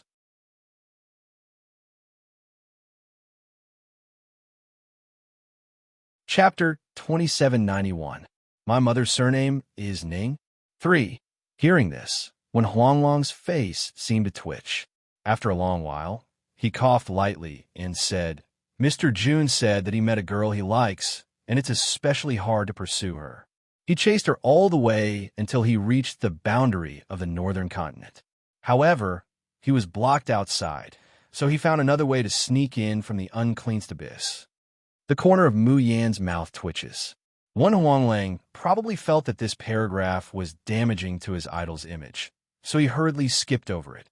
I happen to know a little about the woman that Mr. June mentioned, so I promised him that as long as he takes me out of the unclean abyss, I will help him find the whereabouts of that woman. Mu Yan's heart thumped, and she blurted out, My mother. Who is she? One Huang Lang hesitated for a while before saying, I only know that your mother isn't a real member of the Ning family, but the entire Ning family, from the head of the family to the servants, all treat her with incomparable respect, even awe. Ning Jinxiu is such a lecherous and arrogant person, but in front of Miss Ning, he is as humble as a dog. At that time, I guess that Miss Ning's identity was not simple. She might not even be someone from the cultivation continent. So, although I have great respect for Mr. June, as for him wanting to pursue Miss Ning, I can only treat it as wishful thinking. When Huang Lang paused again and swallowed a mouthful of saliva, who would have thought that a year later, Mr. June would actually appear before me with Miss Ning? At that time, the two of them had already become husband and wife and loved each other very much. Moreover, Miss Ning's stomach is pregnant. Mu Yan's pupils slightly contract. Before today, she actually didn't have any deep feelings for her biological parents that she couldn't bear to part with. They were like two symbols that were connected to his bloodline, but had never participated in his life at all. Mu Yan had always thought that she would always be light and carefree. But at this moment, when she heard one Huang Lang's description, an indescribable wave surged in her heart. Those were her parents. In order to give birth to her, did she also bear the pain of being pregnant for 10 months and giving birth overnight? Did he once look forward to her coming into the world? Mayan presses down the billowing waves at the bottom of her heart and softly says, and then, why? Why did they abandon him? Why would she be left all alone in the Yinwu continent? Wen Huang Lang covered his face with his hands. His voice was hoarse and filled with pain. Afterwards, it was all my fault. I was the one who harmed Mr. June and you. After coming out of the uncleanest abyss, I've been hiding in the northern land, afraid that Ning Jinxiu would find out that I'm not dead. Wen Xingyuan is the only one who knows that I came out of the uncleanest abyss alive. He even knows about the existence of Mr. June and Miss Ning. Mr. June once guided him in his swordsmanship. There was even a time when he was seriously injured, and it was Miss Ning who healed him. I thought he would be extremely grateful to Mr. June and Miss Ning. But when Qingyuan, the beast, returned kindness with ingratitude. When Miss Ning was about to give birth, he reported their whereabouts to Ning Jinxiu. Mayan frowns. Why report it to Ning Jinxiu? When Huang Lang shook his head. I don't know the exact reason. I only know that at that time, the Ning family mobilized everyone. Even Mu, Lu Pavilion, and the Horton tribe were mobilized to search for Miss Ning's whereabouts. When Qingyan vaguely revealed that there was an extremely powerful person pressuring the entire northern land. If Miss Ning wasn't found, then everyone would be buried with her. Chapter 2792. My mother's surname is Ning. 4. asking for votes. When Huanglang felt as if a scene from 20 years ago appeared in front of him again. In the pitch-black night, countless densely packed flames surrounded his small courtyard. Ning Yanxin, who had just given birth, looked pale and wobbly. She forced her weak body to draw a teleportation array. However, she put the baby in Jun Shiyuan's arms and drove Jun Shiyuan and Wen Huanglang into the teleportation array. Then, she retreated step by step. Jun Shiyuan, protect our child. Jun Shiyuan didn't want to leave. He handed the baby to Wen Huanglang and cut the teleportation array with his sword. He looked at Ning Yanxin stubbornly, telling her with his actions that if they were going to leave, they were going to leave together. Ning Yanxin didn't react at all. She just quietly finished drawing the teleportation array. The loss of her spiritual power made her lips pale. She looked like an ice cube that could crack and melt at any time. Jun Shiyuan's eyes were red. He destroyed the teleportation array again, and Ning Yanxin fixed it again. After 3 times, blood dripped from the corner of Ning Yanxin's mouth. Jun Shiyuan was like a wounded and crazy beast. He rushed over and hugged her tightly. Ning Yanxin, what do you want? Ning Yanxin pushed him away. She was as cold as ice and as hard as stone. She said word by word, Jun Shiyuan, do you remember what I said when I agreed to be with you? If I say it starts, it starts. If I say it ends, it ends. Once it ends, you and I will be strangers and never see each other again. Now, let me tell you, it's over between us. She glanced at the flickering flames outside the window and slowly said, the fate between you and me has been exhausted. From now on, you can be your ranger, and I'll be the eldest daughter of the Ning family. We'll never meet again. Then, Ning Yanxin pushed the door open and left without hesitation. The teleportation array lit up and wrapped Jun Shiyuan, Wen Huanglang, and the baby in his arms. That was the first time when Huanglang saw the arrogant and narcissistic Mr. Jun show such an expression.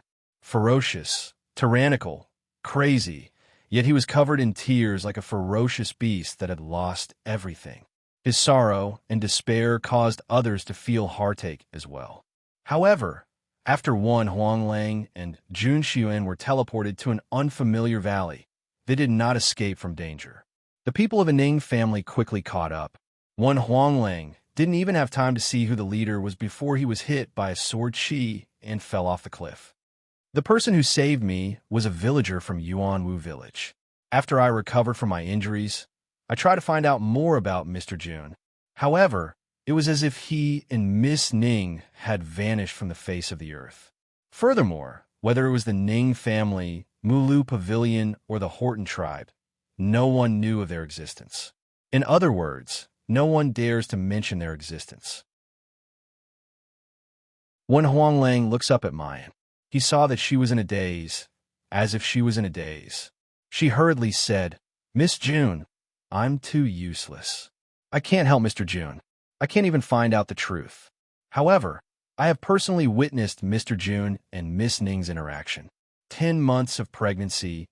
Little by little, they must have loved you very much in their hearts.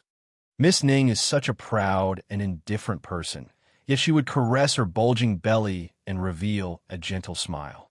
Before you were born, Mr. Jun had already prepared several boxes of men's and women's clothing. You wouldn't be able to imagine that he personally sewed these clothes. Don't think that I'm annoying.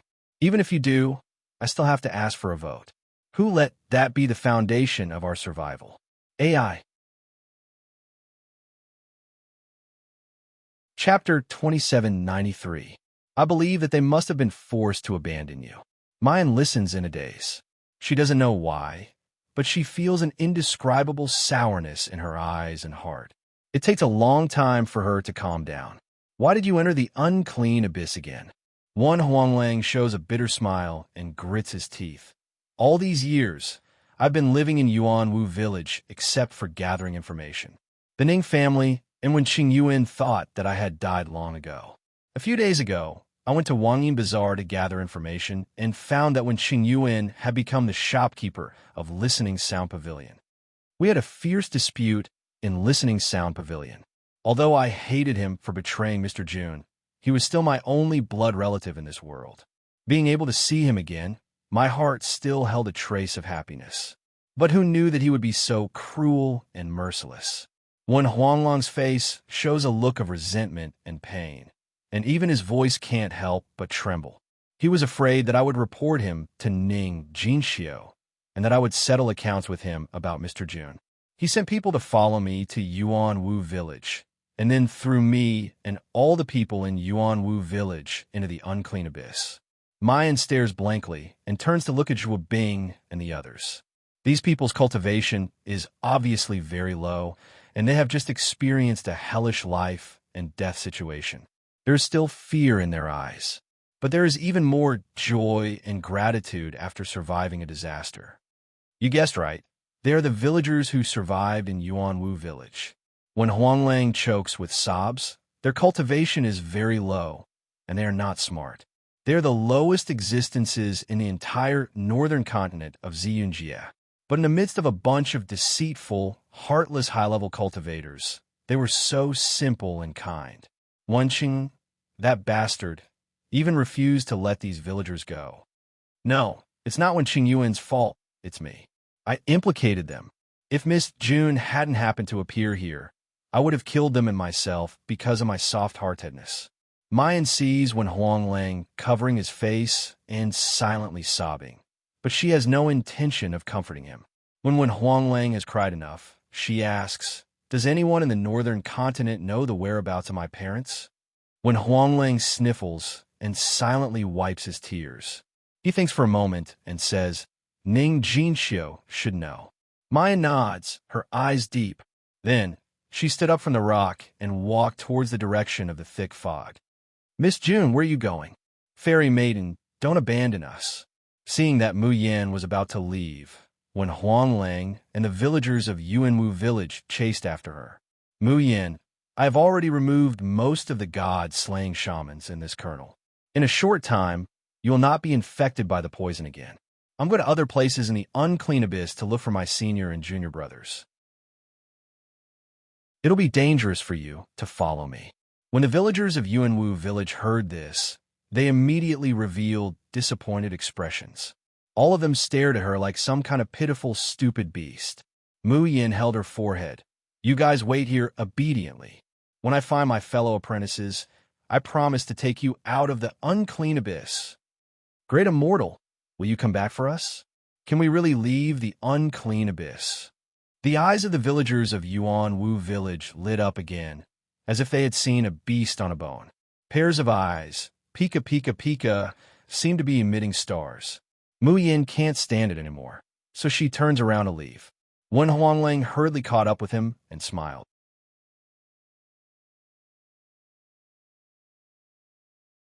Chapter 2794. Wen Huanglang hurriedly chased after her and said with a smile, "Miss June, this is my second time entering the unclean abyss, so I'm very familiar with this place. If you let me take you there, it might be easier." This time, Mu Yin doesn't refuse. The 7 absolute swords in his palm turned into flying swords. Mu Yin grabs Wen Huanglang's collar and steps onto the flying sword. The unclean abyss was filled with bumpy, scorched earth and mountains. The flying sword was shrouded in a dense, pitch-black mist. One could well imagine how dangerous it was. Wen Huanglang was scared out of his wits every time the tip of the sword collided with a mountain peak or the edge of the sword brushed past a boulder. His hairstyle, which had been tidied up after the detoxification, was now blown into a bird's nest. When Wen Huanglang wiped his face, he could feel snot and tears on his hand. He then touched his crotch. Fortunately, he had not peed his pants yet. He had more or less saved his face. Wen Huanglang recalled his encounter with Mr. Jun in the unclean abyss 20 years ago. He seemed to have also experienced such a thrilling experience. For a moment, the cold wind blew, the thick fog blew, and the rotten smell filled the air. He couldn't help but feel sorrowful. "All right, don't cry." Mu Yin listened to the sobbing voice of the uncle next to her, and she really couldn't help it. "Didn't I tell you not to follow?" She also knew that flying a sword in the unclean abyss was fraught with danger. But wasn't she impatient? Uncle Wen rubbed his nose and said in a muffled voice against the wind, You said it was when Qing Yuan who told you about your brother in the unclean abyss. I'm afraid that bastard is lying to you. Wen Qing Yuan has also spent a lot of time with Mr. Jun and Miss Ning. Others may not be able to tell at a glance how special your appearance is, but as long as they are familiar with their looks, they will realize that your appearance is the perfect combination of their strengths. Mu Yin lowers her eyes. She had thought of this long ago. Back at the Listening Sound Pavilion, when Qing Yuan's expression when he saw her was one of extreme shock, suspicion, and a hint of wariness and fear that he tried his best to hide. When Qing Yuan might not have recognized my identity, Mu Yin slowly said, but he definitely wants to kill me. That's why he told me that my senior and junior brothers have been sent to the unclean abyss. But you didn't tell me that the unclean abyss is a place of no return. But I believe that my senior and junior brothers are indeed in the unclean abyss. This was an inexplicable intuition. Especially after entering the unclean abyss, her intuition had become even more intense. When Huanglang sniffed and was about to speak, suddenly, Mayan puts a hand to her lips. Be quiet, there's someone down there. Junior sister. Ling Yuxing could not believe his eyes when he saw the figure slowly emerging from the thick fog. Why are you here? No, wait, could it be that I'm hallucinating like second senior brother and the others? Mayan took 2 or 3 steps forward and hugged Ling Yuxing. She abruptly tightened her grip. Fifth senior brother, are you all right? As she speaks, Mayan discovers that her voice is hoarse and trembling. From the Snow Spirit Forest to the Wangyin Bazaar to the unclean abyss, she had been very calm. But only the heavens knew how worried she was for her fellow disciples. The tip of his nose smells Mayan's unique scent, and the absent-mindedness in Ling Yuxing's eyes slowly fades away. Junior sister, is it really you? What are you doing here? Did you come to look for us? Mayan lets go of Ling Yuxing, but grasps his pulse to check. Sure enough, Ling Yuxing has been poisoned by the god-punishing witch, but fortunately, the poison is very light.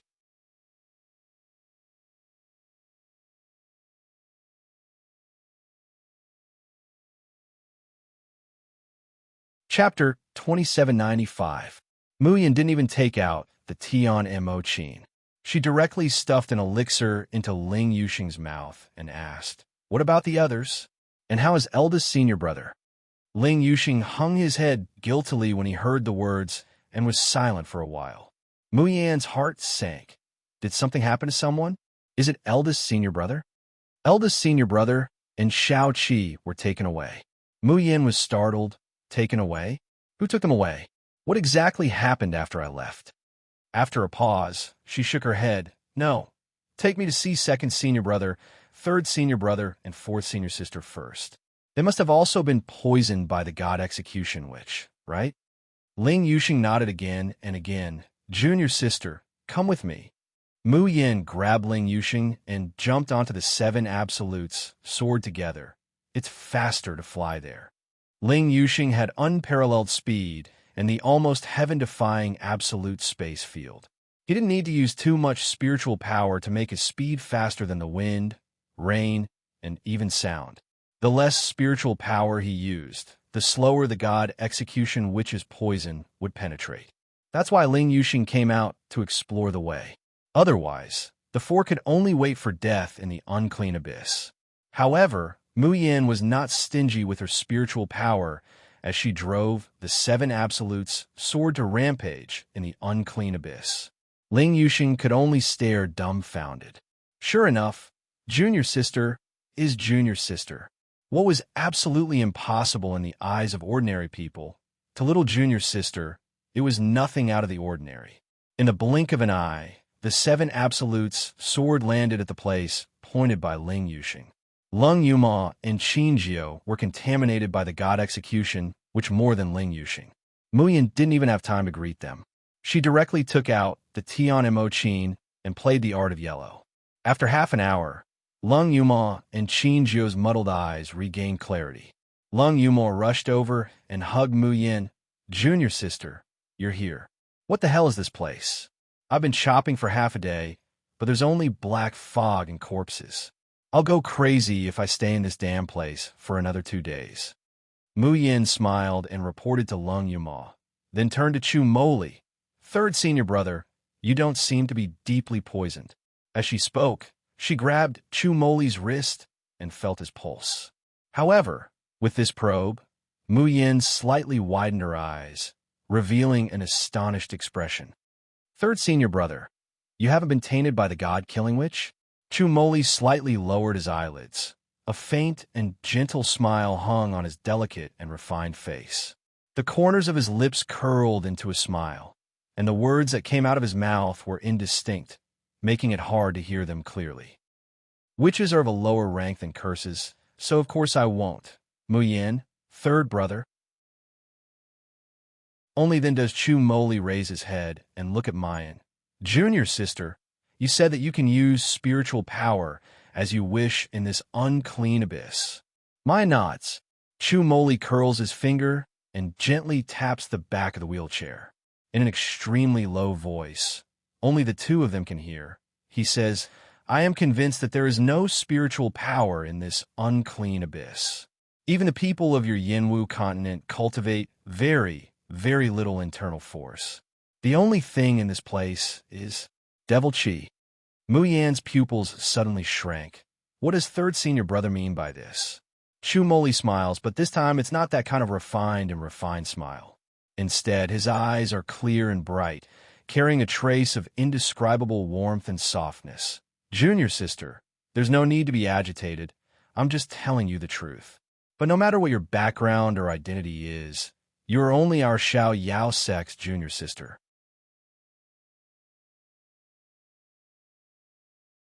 Chapter 2796.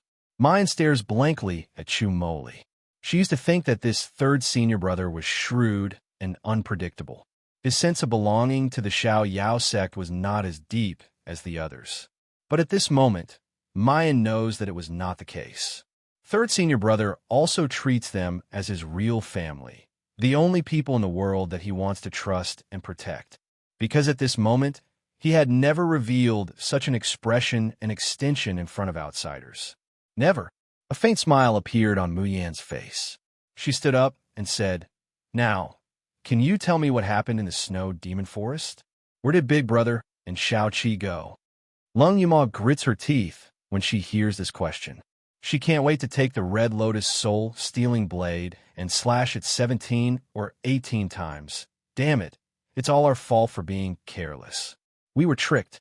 After you left, we all listened to you obediently and guarded the unconscious eldest senior brother. However, eldest senior brother's condition was getting worse and worse. As it turns out, after Mu Yin left, Yun Ruhan's condition worsened. Not only was she unconscious, but she was also bitten, and her body was starting to fester. When Luo Yu was brought back to the Xiao Yao sect by Shi Qing when she was very young, she lost all her memories. And Shi Qing was an old urchin. He was very good to Luo Yu, but he didn't know how to take care of her. Therefore, these tasks were taken over by big brother Yun Ruhan, who was already an adult. It could be said that Yun Ruhan raised Luo Yu single-handedly. Yun Ruhan was seriously injured and unconscious, so she was most afraid of Luo Yu. At this time, a group of people wearing Mu Lu Pavilion's clothes break into the snow demon forest. Mayan frowns. Mu Lu Pavilion? Ling Yuxing nods. These people are holding something similar to a compass. They are searching in the snow demon forest, but they are actually coming for us. The leader is an old woman with grizzled hair and beard. The compass in her hand is dark red, different from the others. After approaching the people of the Xiao Yao sect, the compass suddenly vibrates violently and makes a buzzing sound. The old woman's eyes widen. She looks at Yin Ruhan, who is lying on the ground, then suddenly pounces and shouts, Young Master Jifeng, Young Master Jifeng, is it really you? Young Master Jifeng, you are still alive? Young Master Jifeng? Mu Yin revealed a stunned expression. Eldest senior brother is related to Mu Lu Pavilion? Lung Yuma shook her head. Absolutely not. I remember Master saying that eldest senior brother had followed him since he was young. He never mentioned Mu Lu Pavilion. That whatever young Master Jifeng, who knows where he popped out from? Ling Yuxing also said, even though little 7 is ranked last, He has been in the Xiao Yao sect for a longer time than eldest brother. He can also testify that eldest brother has nothing to do with cleansing Joy Pavilion. Mu Yin has a puzzled look on her face as she motions for Ling Yuxing to continue. The old woman yelled at Yun Ruhan before ordering her subordinates to carry her away. Of course, the people of the Xiaoyao sect refused, so they started fighting with them. Mu Yin is even more puzzled. You lost? She was very clear about the strength of her fellow apprentices. Although Yun Ruhan was unconscious, the number of people who could defeat or even capture the unfettered five could be counted on one hand. When Lung Yuma heard this, she flew into a rage. These sons of bitches, they couldn't beat us, so they resorted to trickery. The Xiaoyao sect's fighting strength was already unmatched.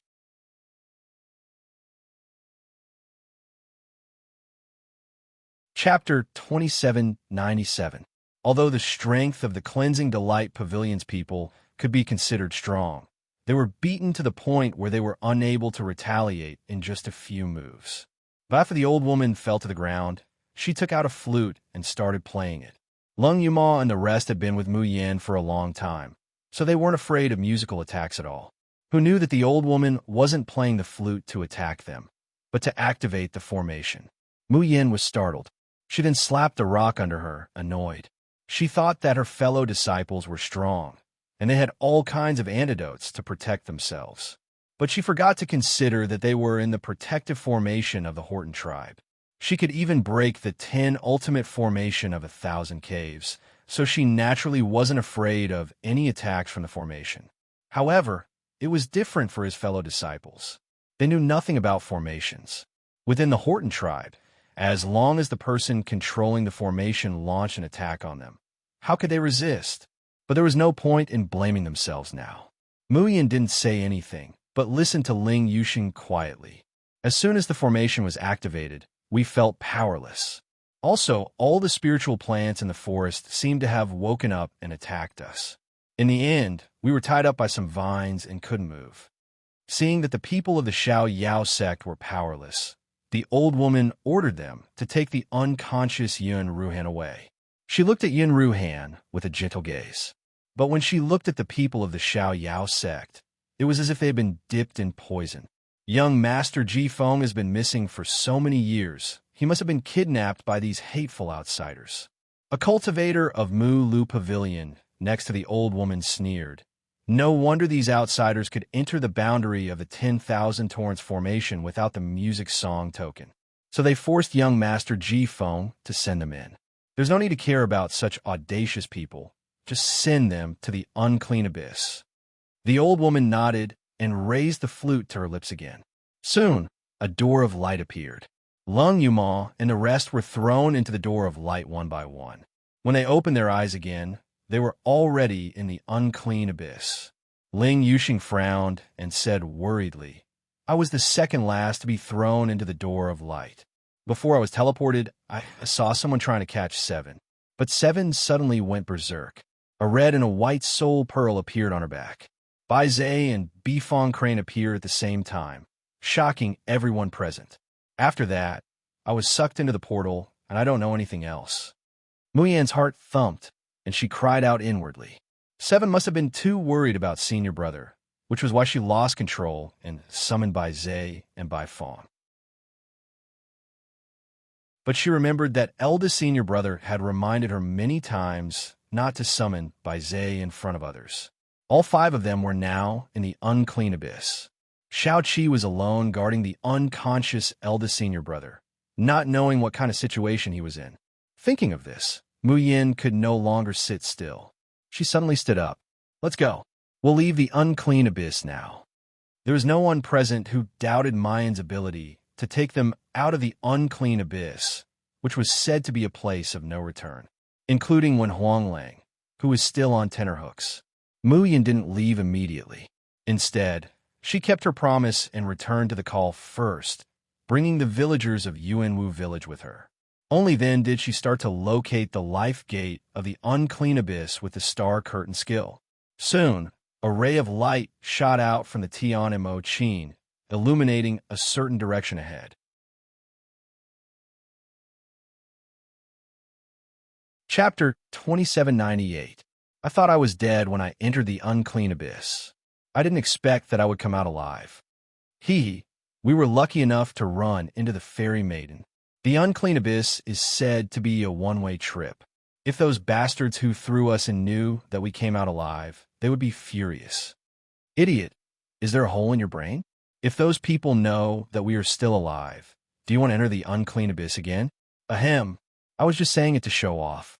Following the guidance of the star curtain, the surrounding black mist became thinner and thinner. 2 hours later, Mu Yin and the others finally saw the edge of the unclean abyss. The so-called edge was actually the center of a mountain path. There was a distance of several hundred meters between them, and there were no formations or barriers. But the west side of the mountain path was filled with death chi, while the other side was filled with verdant hills, clear waters, and boundless blue sky. Stepping out of the black mist, everyone present, including Mu Yin, took a deep breath, feeling like they had just survived a disaster. The villagers of Yuanwu village, who had been treading carefully in the unclean abyss, were now chattering nonstop happily. Mu Yin suddenly let out a soft cry and looked up at the sky. As soon as they came out of the unclean abyss, she felt dozens of powerful auras, accompanied by treacherous energy waves, sweeping toward them. Bastard, where are you going? You stole the holy stone of Mu Lu Pavilion and killed the elder of our tribe. Do you think you can escape? The angry shouts were mixed with monstrous anger. These people's cultivation levels were obviously very high. Under the agitation of their emotions, even the air around them surged with spiritual power vortexes. Then came the roar of a beast. This time, it wasn't spiritual power that surged, but the black mist in the unclean abyss behind the mountain path. Mu Yin and the people of the Xiaoyao sect were stunned and looked at each other. This roar seemed a little familiar, almost as soon as this thought appeared in their minds. A huge, ferocious beast shrouded in a thick black aura was charging toward them at lightning speed. It was clearly heavily injured. As it flew, dark red blood dripped from the sky onto the ground. Even Mu Yin and the others, who were far below, can clearly hear his heavy breathing. Faintly, intermittent sounds could be heard. It's over, it's over. I'm dead this time. Master, come and save me. Otherwise, your dearest Qi Wen will. Qi Wen's mumbling suddenly stopped, because its line of sight fell on the exit of the mountain path, and it suddenly froze. Wah! Mei Yin, why are you guys here? Qi Wen only paused for a moment. When she came back to her senses, her eyes immediately lit up, and tears streamed down her cheeks. As he cries, he dives toward Mayan. At the same time, its huge body shrank rapidly. Wen Huanglang and the villagers of Yuanwu village shouted nervously as if they were facing a formidable enemy. Lady Immortal, be careful. A man-eating beast is about to rush over. Great Immortal Goddess, get out of the way. However, their shouts soon came to an abrupt end, because in the blink of an eye they saw the man-eating beast in their mouth shrink to the size of a baby. Then, it plunges into Mayan's arms and starts to cry without any care for its image. Wah! Mei Yin, you don't know how badly I was beaten by them.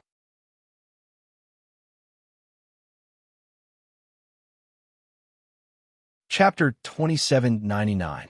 These bastards are not human. Didn't I just steal a piece of stone from them? Did they have to chase me for a day and a night? And that elder from that broken tribe, he obviously got sick on his own. How can you blame me?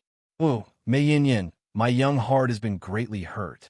I urgently need your kisses and hugs to heal. Mu Yin doesn't know whether to laugh or cry. She picks up the little magical beast, who is rubbing against her chest, and wants to take advantage of her by the neck.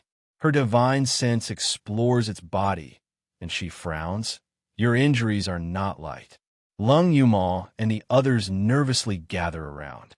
Junior sister, is Qi Wen all right? Qi Wen, why did you come to the northern continent by yourself? Does young martial uncle know you are here? Qi Wen flattens her mouth and hums. I went to the Shui Mei forest to look for food, and I suddenly sensed the aura of something that Master wants. So I wanted to sneak in and help Master find it, to give him a surprise. Mu Yin glares at it. Are you sure you want to give young martial uncle a surprise and not give him trouble? Although she was scolding it, her hand gently took out a pill and fed it to it.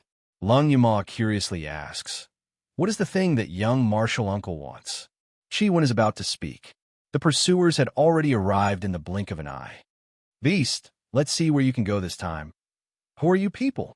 These people's attention is originally on Chi-Wen.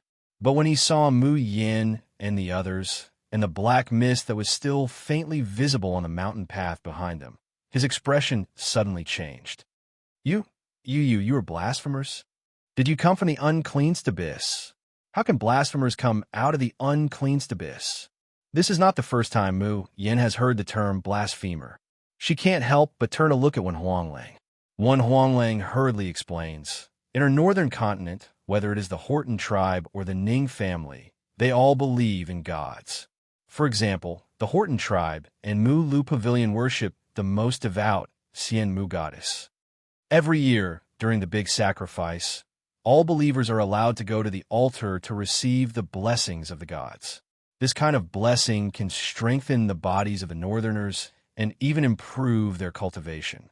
Outside of the northern continent, cultivators who reach the gold core stage by the age of 25 are as rare as phoenix feathers and Shilin horns. But here in the northern continent, thanks to the blessings of the gods, we offer sacrifices to every year. There are plenty of talented people who reach the peak of the gold core stage as soon as they reach adulthood. Mu Yin suddenly sees the light. She had already found it strange back at the Clear Night Hall. There seemed to be too many golden core cultivators in the Horton tribe. For example, Yi Xiaomin's younger brother, Yi Xiaocong, was only in his early 20s, but was already at the peak of the golden core realm. But the strange thing was that although these people had golden core cultivation, they didn't seem to have the strength to match their golden core. Now Mu Yin knew that these people had received the god's blessing. But what kind of blessing could improve everyone's cultivation in such a short period of time?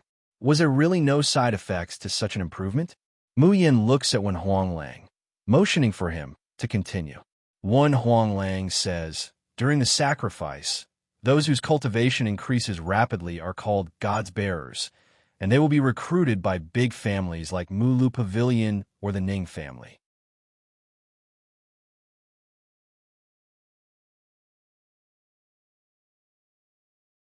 Chapter 2800. But in fact, there is still a small number of people who are the opposite of the gods bestow. During the sacrifice, not only did their cultivation and physical quality not improve, but they also suddenly fell into a coma with a high fever. When they woke up, they had become mindless monsters that only knew how to eat flesh and blood. The most frightening thing is that these people who were bitten by these monsters also began to go berserk. The first saintess of cleansing, Lu Pavilion, told everyone that these people who went berserk had committed sins in their previous and current lives. They had blasphemed God, so they were punished and turned into monsters. If they were allowed to stay in the tribe, everyone in the tribe would be tainted with sin until they could never be reincarnated. Only by sending them to the unclean abyss, punishing them according to their sins, and cleansing their sins with evil, can they truly obtain a new life and regain the protection of God. Therefore, these monsters who went berserk and were sent to the unclean abyss were called blasphemers. Wen Huanglang sighed. This is the origin of the blasphemers. But slowly, those who contracted incurable diseases and symptoms similar to berserk, those who offended the cleansing Lu Pavilion and the great clans, and those who trespassed into the northern continent's barrier without permission, were also labeled as blasphemers. Those monsters who went berserk were sent to the unclean abyss while their minds were not clear. But there were also many people who were clearly very innocent, but were sent to the unclean abyss in a clear-minded state. In the end, they were either swallowed by the monsters or lost their minds, never to be freed. Wen Huanglang explained the origin of the blasphemers in a low voice. Mayin's group of 5, including Chi-Wen, also listened with great interest. They completely disregarded the pursuers of the cleansing Lu Pavilion. Especially Chi-Wen, after listening, she shouted, "Bah, what blasphemers! Isn't purifying sins just a method they use to eliminate dissidents and consolidate their position? Impudent.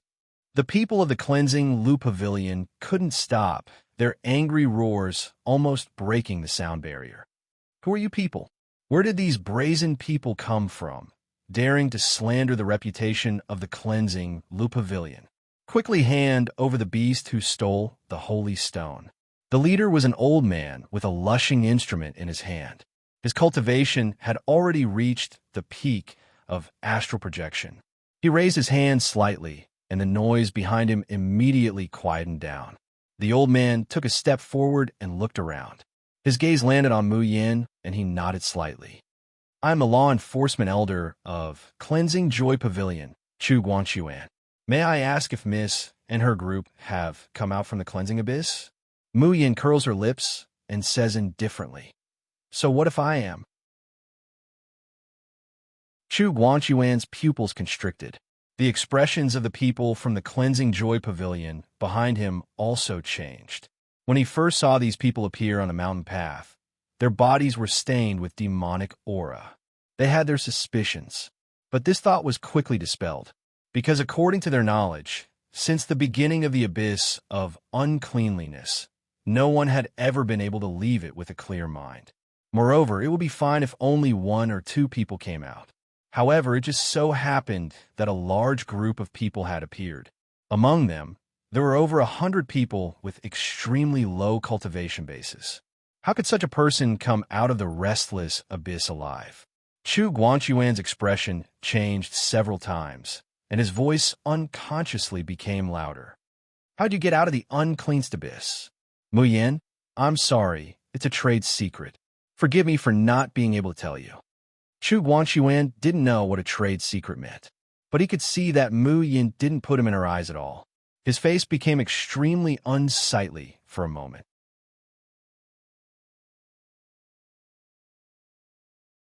Chapter 28:01. The Flame of Jealousy from the Saintess. 1. Just at this moment, a melodious tune came from the horizon. Mu Yin raised her eyebrows and looked up. She could tell that this music was played by 5 instruments.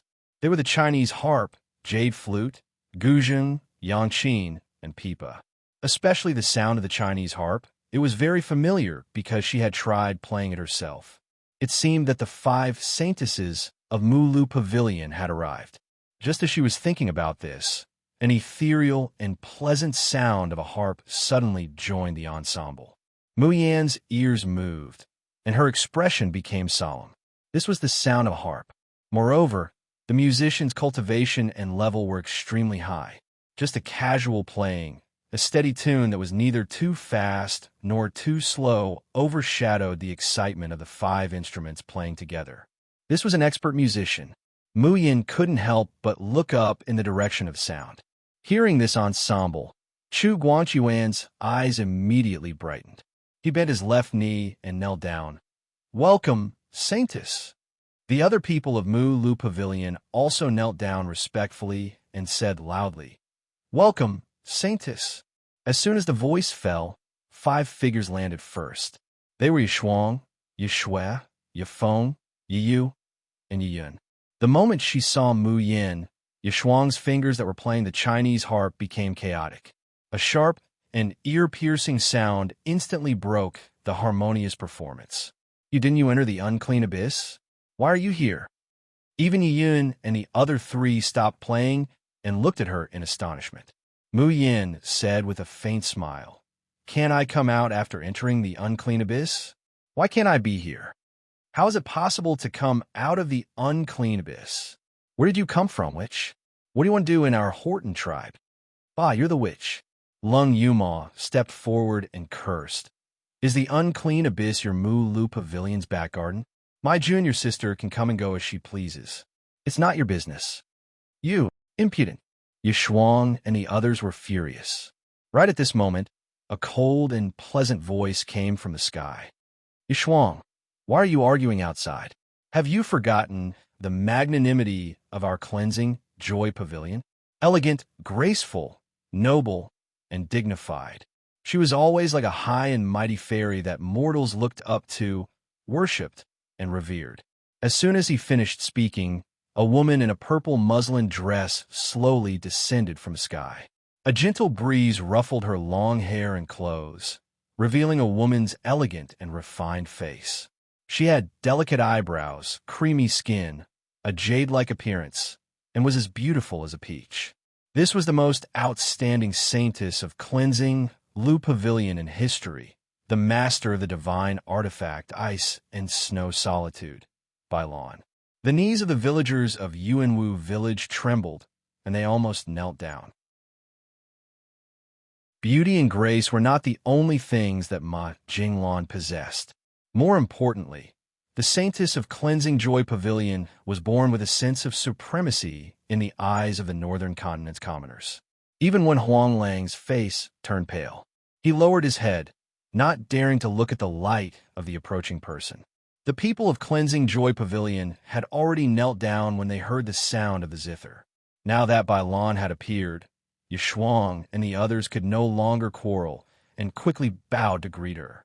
Thus, on the mountain path of the unclean abyss, only the 5 people of the Xiao Yao sect remained. They straightened their backs and looked at Bai Lan indifferently. Saintess, this is the woman who slandered the reputation of Cleansing Joy Pavilion in the Qingyi Hall. Yishuang raised her head and pointed at Mu Yin indignantly.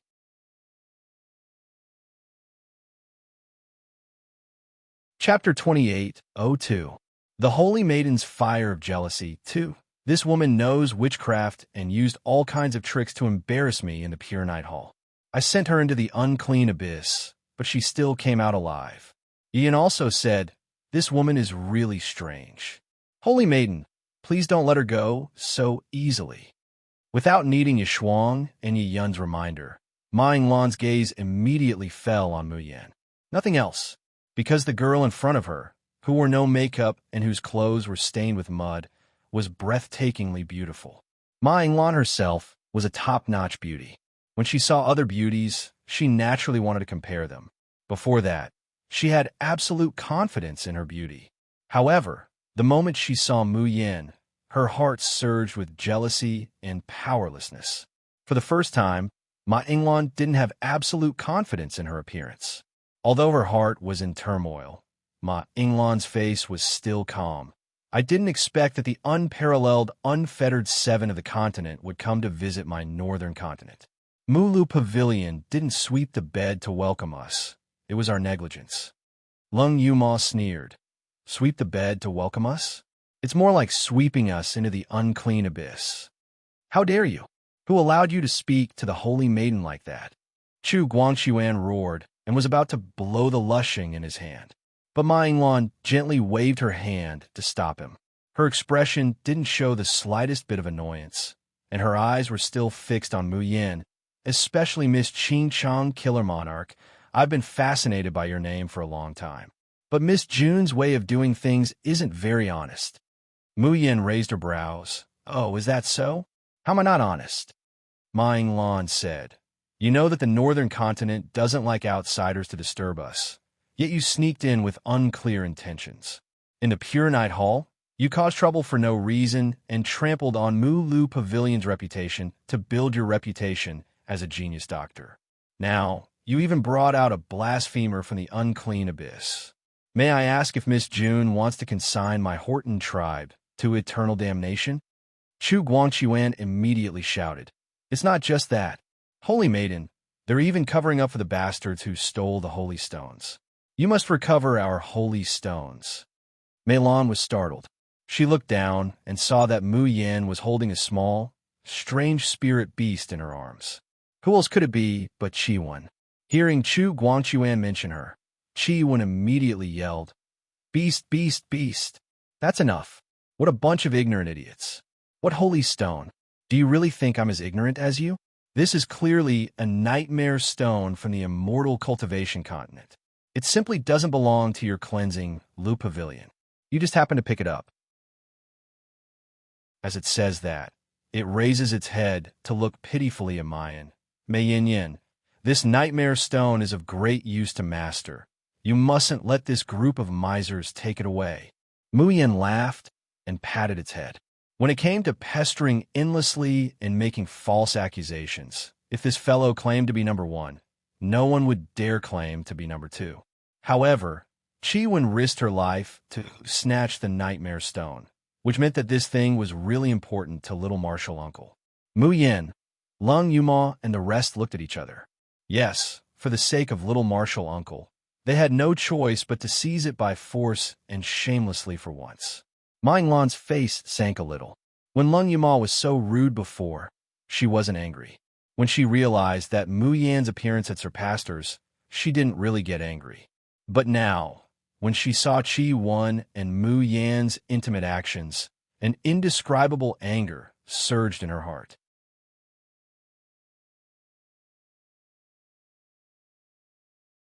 Chapter 28:03. The Flames of Jealousy from the Saintess. 3. Hong Lan frowned slightly and said, Miss June, are you really determined to go against my cleansing, Le Pavilion? Mayan smiles in surprise. If I say that I don't want to, would the Saintess believe me? Hong Lan said, Then give me the soul crystal in your arms. No. Chi-Wen grabs hold of Mayan's lapel, looking like she won't let go even if she dies. Mei Yin Yin, if you hand me over to them, I'm dead meat. Your name is Chi-Wen, right? Hong Lan suddenly softened her tone and said to Chi-Wen, Don't you remember me? Chi-Wen was taken aback and turned around to look at her. Several months ago, in an ancient ruin deep in the mountains, it was you and your master who saved me. Do you still remember? Chi-Wen stared blankly for a long while before she said in a daze, Ah, so it's you. In the process of Luo Yunxiao's search, he met too many women. Some of them had been rescued and followed him. Some of them had tried every possible way to get information and waited for him, and some of them had followed him all the way from the town to the jungle. Chi-Wen had seen too many of them. How could she remember them all? It was only because the place where it met Nightmare Bylin was relatively remote, and Nightmare Bylin's appearance was top-notch that it barely had an impression of her. It was really too much. However, Ma Yinglan thought that Chi-Wen still remembered her, and a happy smile appeared on her face. She stretched out her hand, her voice becoming increasingly gentle as she said, Young Master Yun Xiao saved me before. I will not repay kindness with ingratitude. I promise that as long as you bring the holy stone back with me, no one in Cleansing Joy Pavilion will hurt you. I will send someone to send a letter to your master. At that time, we can discuss how to deal with this matter, okay? As soon as these words came out, not to mention Mu Yin and the others being shocked, even the people of Cleansing Joy Pavilion looked at Yuan Shilan in disbelief. Only Dong Ling, who had always been by Lan's side, came to a realization when she heard that Chi-Wen was young Master Yun Zhao's spiritual beast. Mayan and the others look at each other in dismay. So this was the debt of youngest martial uncle's love life? Oh no, their young martial uncle didn't need to be in debt to attract a bunch of peach blossoms. So this was another young girl in love who had been charmed by their young martial uncle? Everyone's gaze fell on Chi-Wen. Military Orchid's eyes were filled with kindness, hope, and gentleness. With a wretched look on his face, Chi-Wen touches his lower body. His large, bell-like eyes look at Mu Yin and then at Hong Lan. Just when everyone was getting impatient, it suddenly shook its head resolutely. No, I can't go back with you and walk right into your trap. Why? I said I wouldn't. Tisk. Chi-Wen rolled her eyes. You think I don't know? You must have taken a liking to my master. That's why you're so nice to me. You really want to marry my master and be my mistress, right? Unfortunately, my master is already taken. In his heart, there's only beauty and beauty, not you. What if I fall into your hands and you use me to threaten my master to marry you? I'm an unyielding and loyal spiritual beast. How can I let you use me to destroy Master and Mei Yinyan's lifelong happiness? Kala. Mu Yin reaches out to pinch Chi-Wen's neck, but she only manages to grab air. Chi-Wen is very good at judging the situation. As early as halfway through her words, she was already ready to go. As soon as Mu Yin makes her move, she immediately escapes into Ling Yuxing's arms with lightning speed. Xiaowu, look, Mei Yinyan also thinks that destroying Master's lifelong happiness is not good. Look, She's about to die from anger.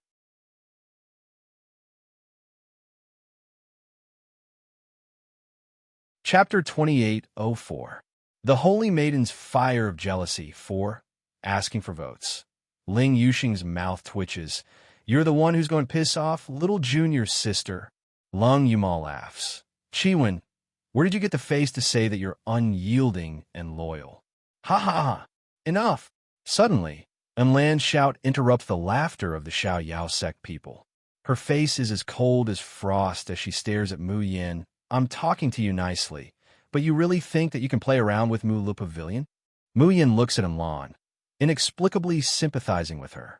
The position of Mu Lu Pavilion's holy maiden must be high and aloof.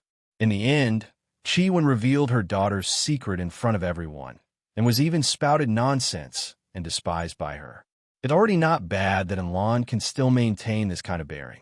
If it was her, she would definitely skin this lowly fellow alive. Mu Yin coughs lightly. Don't listen to Qi Wen's nonsense. Ein Gongzi Yin Xiao. Enough. I'm not interested in listening to you show off in front of me. Mu Yin is stunned. What am I showing off about?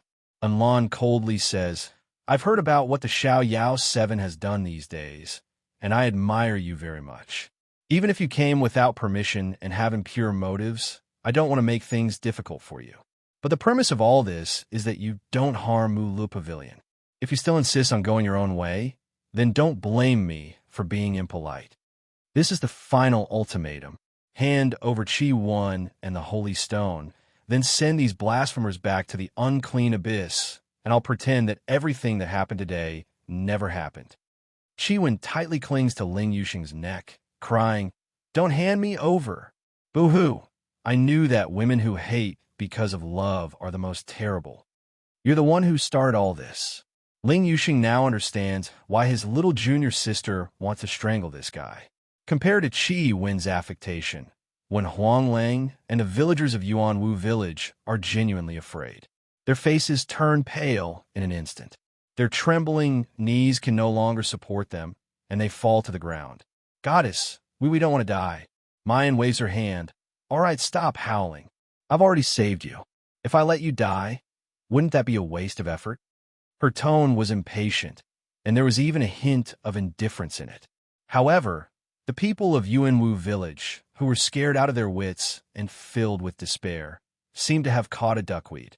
He looks at Mayan with complete trust and worship in his eyes. Even the instinctive reverence he had for the saintess of Mu Lu Pavilion had disappeared. In their eyes, there was only the fairy maiden who had dragged them out of the quagmire of hell. Puff! Celestial maiden! Qi Wen burst out laughing. Can this name be any more unsophisticated? It's almost as good as those little girls calling Master Brother immortal. The corners of Mu Yan's lips curled up, and her eyes fell on Qi Wen. Qi Wen, have you ever heard by CSA something? Looking at the girl's bright and beautiful smile, Qi Wen's body trembled inexplicably. What words? If you don't court death, you won't die. As soon as her voice fell, her slender white hand grabs the air, and Qi Wen is caught in it. Mei Yin Yin, spare my life. I just wanted to say that the fairy maiden is too vulgar. She's not worthy of you. Didn't that group of people from Hell Flame Valley say that you have the title of the Enchantress of Medicine? Yes, the Enchantress of Cities, such a noble and elegant name. Only it is worthy of you, Mei Yin Yin. Good night.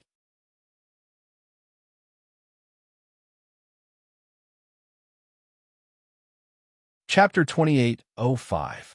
Everyone in Yuanwu village stares blankly. Then they repeat it. Alluring Enchantress. Enchantress? Indeed, it sounds much better than the tacky immortal. Thinking so, everyone in Yuanwu village immediately kowtows again.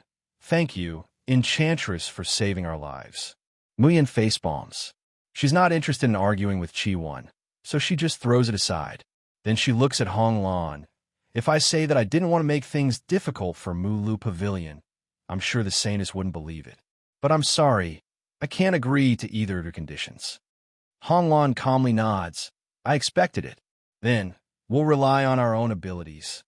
As soon as her voice falls, she quickly retreats, and at the same time, she shouts, "Punish the evil and collect the soul." Yiyun and the other four move extremely fast. Almost as soon as Honglan give the order, they're already flying in 5 different directions. There are cliffs on both sides of the mountain path. At this time, Yishuang, Yishui, Yifeng, and Yu have one foot on the cliff. Their bodies lean forward, and the instruments in their hands suddenly start playing. Yiyun has already reached the entrance of the mountain path. The pipa in her hand plays, producing a sad and lingering melody. At the same time, the 5 melodious harmonies resound. Chu Guanxuan and his men also soar into the sky, blocking the land and the sky in all directions. Lung Yuma pulls out the red lotus soul-stealing knife, eager to try. Previously in the snow demon forest, they clearly had enough fighting power, but they were knocked down by the array. Now that they have their little junior sister, they're not afraid of any array. They can finally fight to their heart's content. The people of the Xiao Yao sect are full of fighting spirit, ready to go. Only Mu Yin slightly frowns, her fingers lightly playing in the void, calculating the position of Yun, Chu Guanxuan, and the others, and the song they're playing. A faint bad premonition floats in her heart. This array that's about to be completed is, the next moment, they hear the ethereal sound of a harp. It's the only missing link in the array. Oh no! Mu Yin suddenly realizes and quickly summons the Tian Mo Qin. However, she's still one step too late. Countless rays of light shoot out from the instruments played by the people of Mu Lu Pavilion, forming a net of light in the sky, along with the sound of the sea harp. This deathly still net of light seemed to be endowed with life as it suddenly fell downwards. Dash! Help! The net of light did not touch the 5 people of the Xiaoyao sect, who were ready to attack, but it trapped the villagers of Yuanwu village and Wenhuanglang. Lung Yuma suddenly turned around, her face full of astonishment and anger. Damn it, you guys actually cheated. She furiously raised the red lotus soul, stealing saber, and was about to chop it down.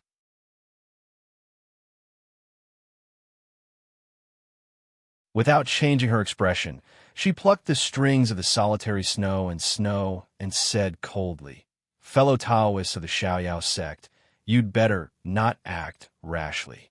Otherwise, the myriad evil-slaying net will shred the bodies and souls of these blasphemers into pieces." The moment icy snow solitude rang. The net of light that bound the villagers of Yuanwu village immediately tightened. In a split second, 2 villagers let out pain howls. One of them was a little girl who was only about 10 years old.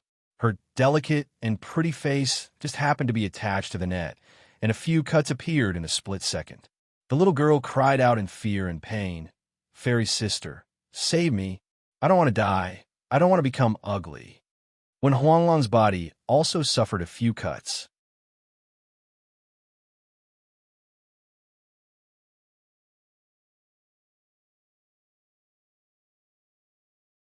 Chapter 28:06.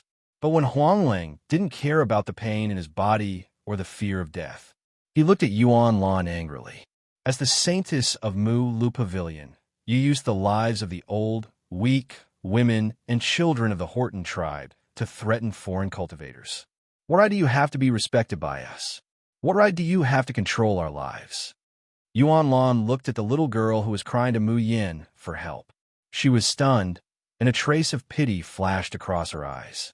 But it was soon replaced by a stone-hearted determination. She said coldly, "Blasphemers are sinful souls abandoned by God. Only when they die can the whole tribe not be implicated. I did nothing wrong, but they are not the real blasphemers." When Huanglang roared in anger, they were framed and sent to the temple for no reason. And as you can see, they are fine now. What right do you have to decide their life and death? Just because you are the high and mighty saintess?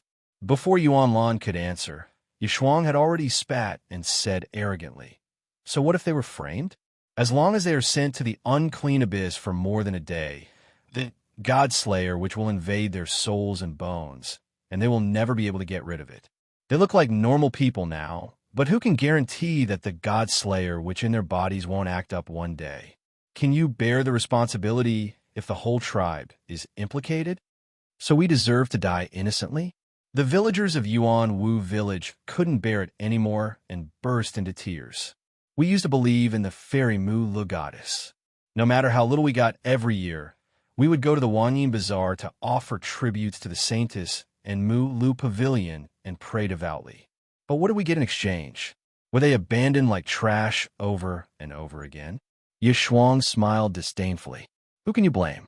You can only blame yourselves for being unlucky and becoming blasphemers. Since you're despised by God, don't you deserve to end up like this? The angry roars of the villagers turned into desperate whimpers. Mu Yan's face slowly darkened. She looked at Yuan Lan and said calmly, I have a way to completely get rid of the God Slayer which in their bodies. Huh? Ye Shuang laughed. Are you kidding? Get rid of the God-killing which in their bodies? How could you tell such a lie? Yi Yun said with a solemn expression, Saintess, we don't have to be polite with them. If the Holy Stone has been in their hands for too long, I'm afraid there will be changes if we delay.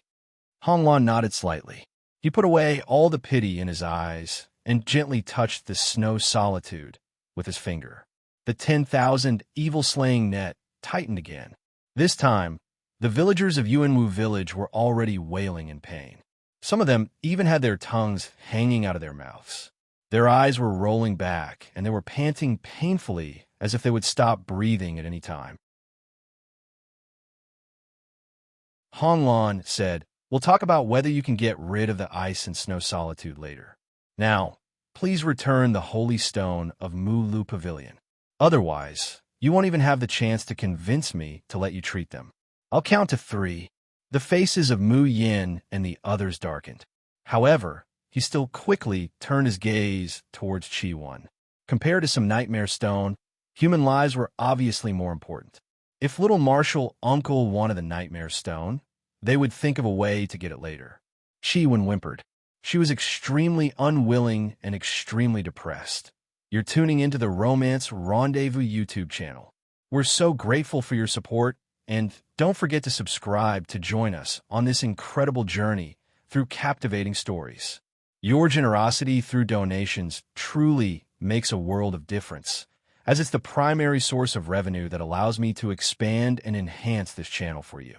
Thank you from the bottom of my heart for being a part of this adventure.